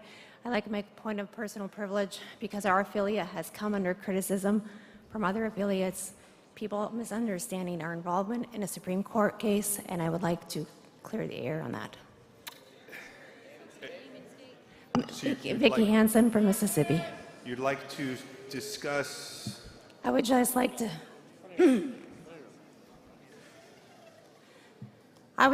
clear the air on why our state affiliate took up the Supreme Court case. There's a lot of people who are really confused about why that was. It's not normally in order, but without objection? No objection, go ahead, ma'am. I appreciate it, thank you. So, as I said, Mississippi has come under fire by organizations, affiliates, and individuals for our involving a current Supreme Court case. My affidavit on behalf of the state party testified about the burden placed on our party when the state of Mississippi allows certain absentee ballots to have post-election day counting. It forced candidates to stretch monitoring, staffing, and post-election oversight for 5 days after election.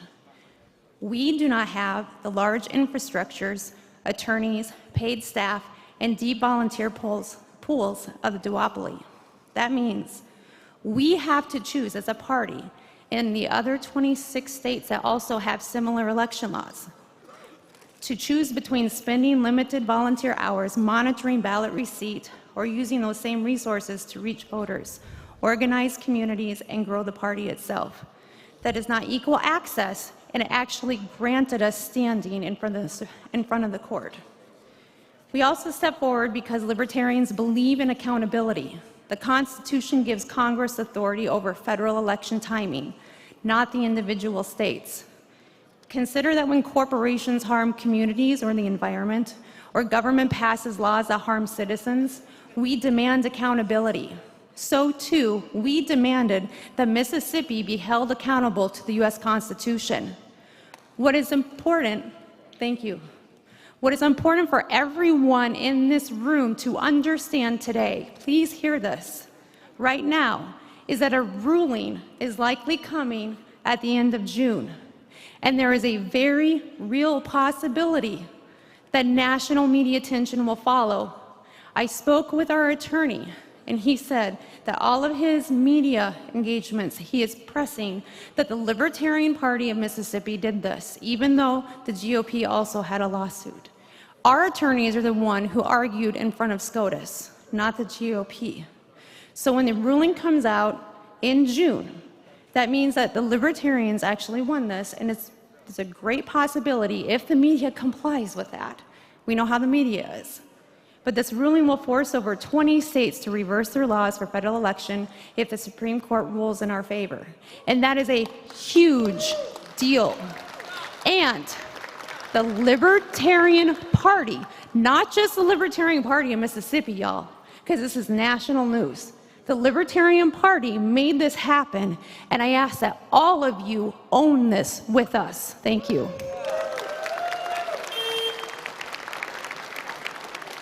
Oh, is that a Prius? All right, you guys want to see the results? Yes. I'm going to direct my Vice Chairman Paul Dar to please put the result. I don't know if we have to. We can put the result. The line on the main screen. Thank you. Who are you?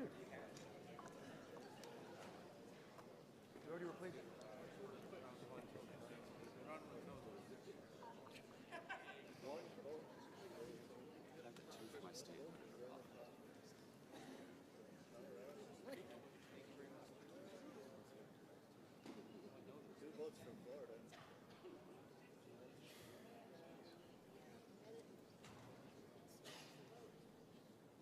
Once again proves to me.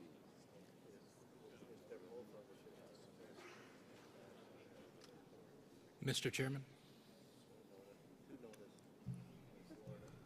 Microphone 2. I just, is there a place, is there a link where we can see or view this? No. I don't believe so. We're going to have to just take a look here for now. Thank you.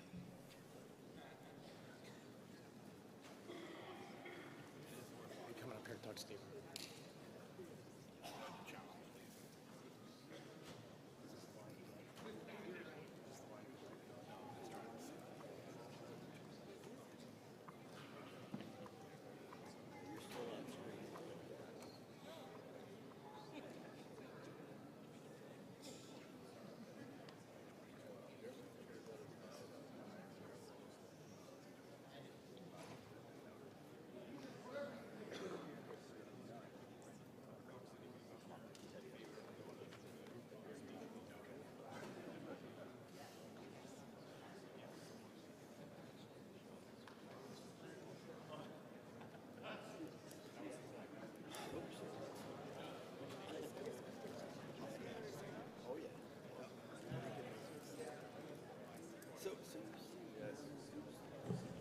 Tyler Danke, please report to credentials. Come on, Tyler. He's not in trouble.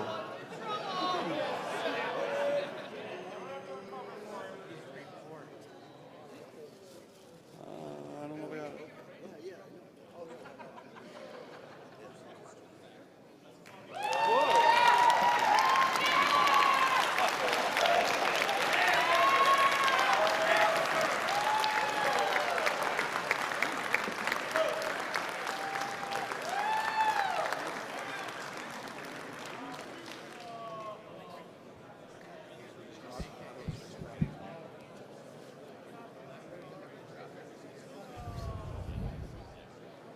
That's why you want to move. You can come over here and move it. Y'all ready for round 2?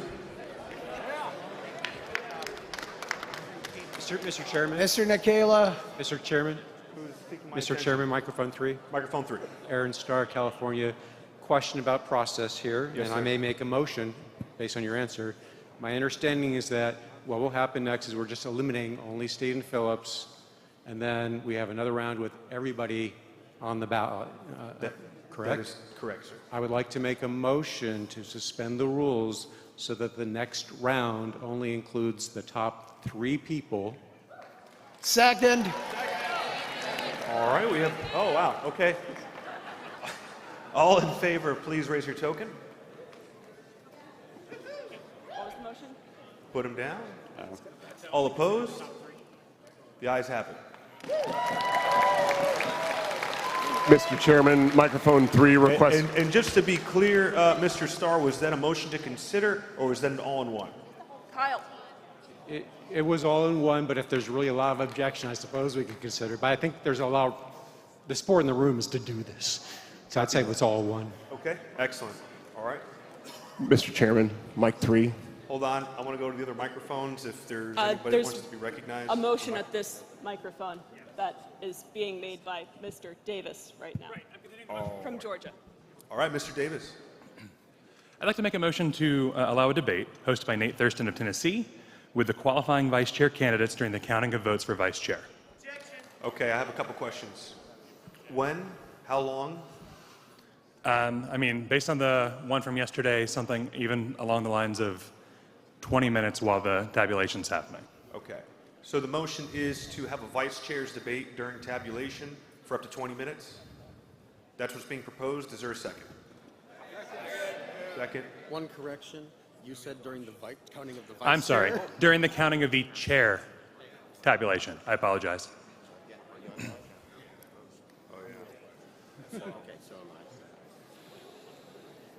Okay, so what's going to happen is at noon. Vote! Hold on. At noon, we're going to have end up breaking for lunch. So if this Mr. passes, Mr. Chair, hold on. If this passes, I object. Hold on. All right. So we had a motion for the ayes. All nays. Looks like ayes have it. I'm a teller. Hold on. I didn't get to speak. One moment, ma'am. So we are now on to the discussion on the item. Was that an all-in-one motion, or was that a motion to suspend the rules to discuss?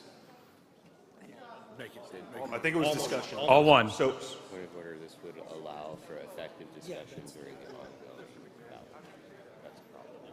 There was an all-in-one motion. all right, the secretary agrees it was an all-in-one motion, so we're going to have. Mr. Chair, point of order. Point of order, which microphone? Microphone 1, Luke Enzer, Pennsylvania delegate. My understanding was we had gotten the seconds on the vote. We had not actually called for ayes or nays to be voted on. I don't think we have actually voted on the motion yet. It was seconded but not voted on. Is that true? Yeah. Okay. You guys keep me accountable. So it was seconded. All in favor of suspending the rules in order to consider, or in order to, it would be to adopt the motion. Raise your tokens. So the motion is this would get us to a vice chair's debate during tabulation. All right? Put them down. All opposed. I'm going to have you guys stand. All in favor, please rise.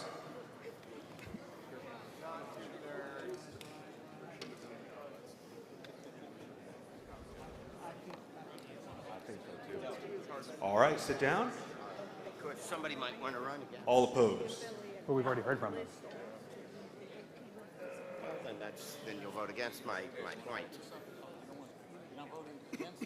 I'm voting no. It's going to take longer than they can. Somebody can challenge it.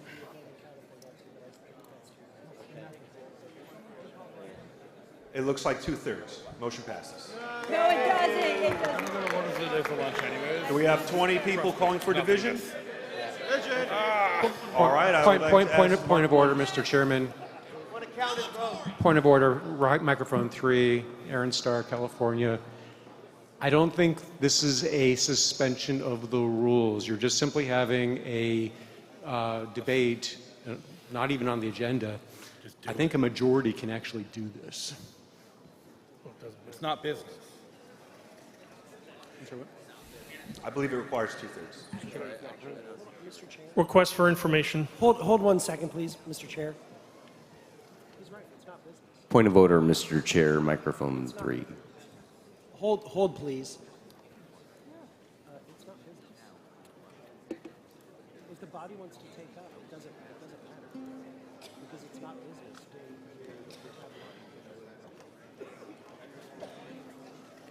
I want to move so we can. After consulting with my parliamentarian, I've decided that it is actually not business, so Mr. Starr's point is well taken. Point of order, Mr. Chair.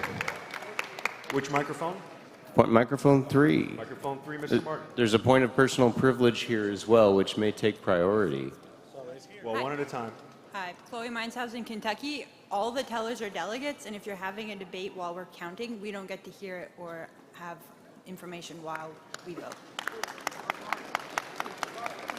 Thank you. And further, Mr. Chair, as a point of order, Mr. Martin, I'm going to come back to you. Is that okay? that's a point of personal privilege. Are you going to rule? I don't rule on a point of personal privilege. Are you going to That's not a rule. acknowledge it? I hear you, but this isn't a conversation, so thank you. So ignoring it. Okay. All right, anybody else think we recognized? Point of order, Mr. Chair. Microphone 3. Microphone 2. Justin O'Donnell, delegate from Point of Louisiana. All week so far, we've been offering free Request for headshots for information, candidates sorry. who want to have free headshots or any delegates who want to look nice. We spent all this time debating dress code, but dress as good as you want if nobody sees it. What was it for? I appreciate During it. lunch today. I appreciate it, but this is not business. Point of order. Microphone Point of one. information. Point of No, order. hold on. Microphone 1. This is regarding I'll the come back- election. This is I'll- regarding I'll come back the to- ballot right now. It's come- urgent. It's an urgent point of information. I will come back to you next. One I of my promise. delegates is I will asking to come back know to you which next. are the top Ma'am, 3 you're not candidates. recognized. Microphone 1, then 3. Can you put them on the screen, Mr. Secretary? Just the top 3. Thank you.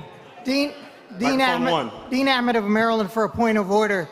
This is a matter of a point of order because there will be if we have this suspension of the rules, anyone who loses the chair's race will not be allowed to run for vice chair. Yeah. So it's a matter of their rights as well as the right of this body that may want to elect one of them. This would be a breach of the The bylaw. motion. Point of parliamentary Hold on. inquiry. Hold on. Where we're at. The motion that Mr. Davis put forward achieved a majority. Should be helpful, I believe. So we're going to have a vice chair's debate during the tabulation. Hold on. What we're doing right now is we're going to move to the second ballot for the chair's debate. And I think it was Point of order, Hold Mr. Chair. on. And then the top 3 vote getters are going to be considered in the next ballot. Does everybody understand where we're at? Mr. Chairman, request for information. Point of order. So I would ask, hold on. So I'd ask the state chairs to go and get their delegates' ballots and begin the process. I'm going to take 3 more microphones. We're going to be at ease. Microphone 3. Yeah, Mr. Chairman, Zach Kellier from Idaho, request for information. Yes, sir. Before we were issued our ballots for round 1, you said the voting will be by approval. Please only write one name. Did you or did you not say that from the microphone on stage before we were issued ballots? He did, and then he corrected It's one. Yeah. Not more than one, correct. But you said voting will be by approval. Is that right?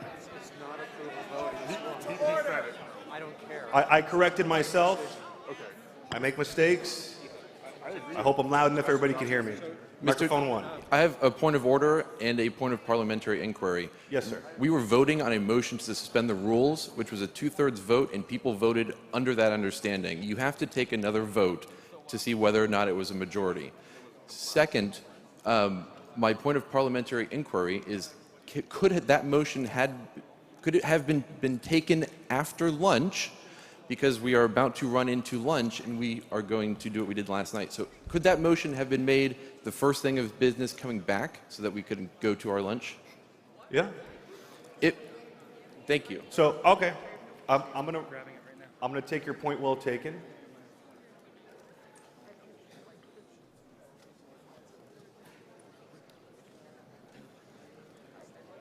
Are all California ballots in?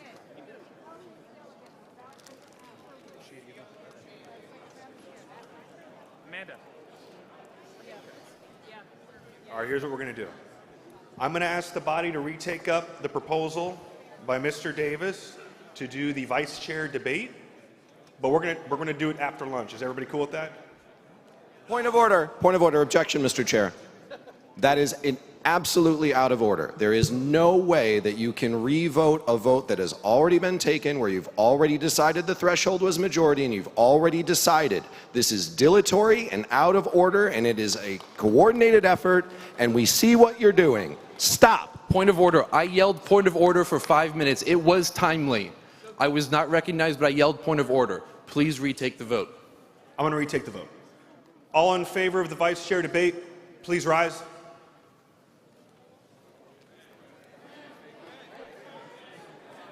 This is for the vice chair debate. It's majority. When? Sit down.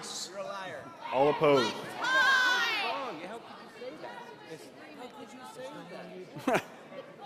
Looks like we got a majority. We are at ease.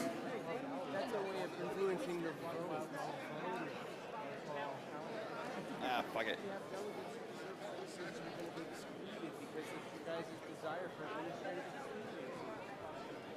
That's not fair to them. It's minority rights that we're concerned about here. You guys don't understand. I'm shocked at that. I respect a lot of the calls you guys have made. I know where to say my name and stuff. Can I explain the situation? We're going to do it after lunch, guys. Don't say anything, just that my name and don't issue. Don't say those things. Mr. Chair, microphone 1, point of privilege. Microphone 1. Yes, thank you, Mr. Chair. Jack Westbrook, the great state of Texas. I would like to point out to the body, could we have order so people actually hear this, because it's important. Hold on. What, is this germane? Because it's germane to What the is this, fact that point we of personal have privilege? a lot of things that are dilatory, and it's about. Okay, it's not in order, sir. It's Sorry. about. May I tell you what it is? No. Well, what are you asking? Is it a point Well, of personal privilege? all I wanted to say is it's privileged because we have people making points of information and yelling points of information when people have points of order, and points of order take priority over points of information. So I just wanted the body to understand that you should not get up and call for a point of information when a point of order is taking priority at a microphone. Go ahead. I promised I would not speak to the body, but I'd like to point out two things. First, it is not helpful for all three mics to yell at the same time. I promise you, as parliamentarian and not a libertarian, I am completely neutral, and I will make sure that your rights are heard one at a time. We cannot think with 8 people screaming, and I just need a little decorum. So if you hear someone say mic 3 and you are at mic 2 or 1, please give them the courtesy of allowing the chair to speak to them so that we can alleviate this screaming of points of order and folks feeling like they aren't heard. So please just give it a 5 count before you start screaming, and not a second time unless you're really sure we're not going to get to you, okay? I promise we'll get to you. Please give us a second, okay? That's all I ask. Thank you.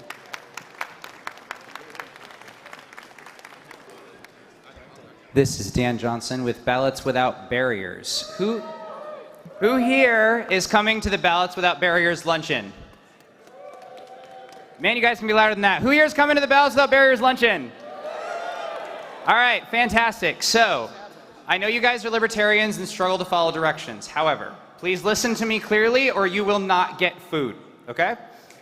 In order to get to the luncheon, you have to go out past registration, up the stairs, and where you would usually turn to go to the hotel, you're going to walk down that corridor. There'll be signs for the Monroe meeting room the entire way along that corridor. There will also be people there to help guide you. Once again, you go out, you go to registration, up the stairs, and instead of turning to go to the hotel, you walk straight through the corridor. If you have any questions, there will be people along the way to guide you. We hope to see you there. Point of information, mic 3.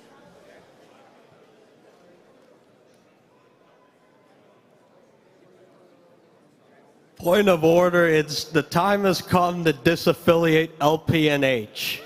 The toxic cancer of this fucking party is well past the time. especially after one of our delegates have gotten assaulted. Point of order, that was not a delegate and not a motion. Let's avoid diverse politics. Who wants to avoid diverse politics Listen, today? we're at ease. I will turn off the microphones. Point of information, if I wanted one of the Live Free or Die magazines or the Food Freedom magazine,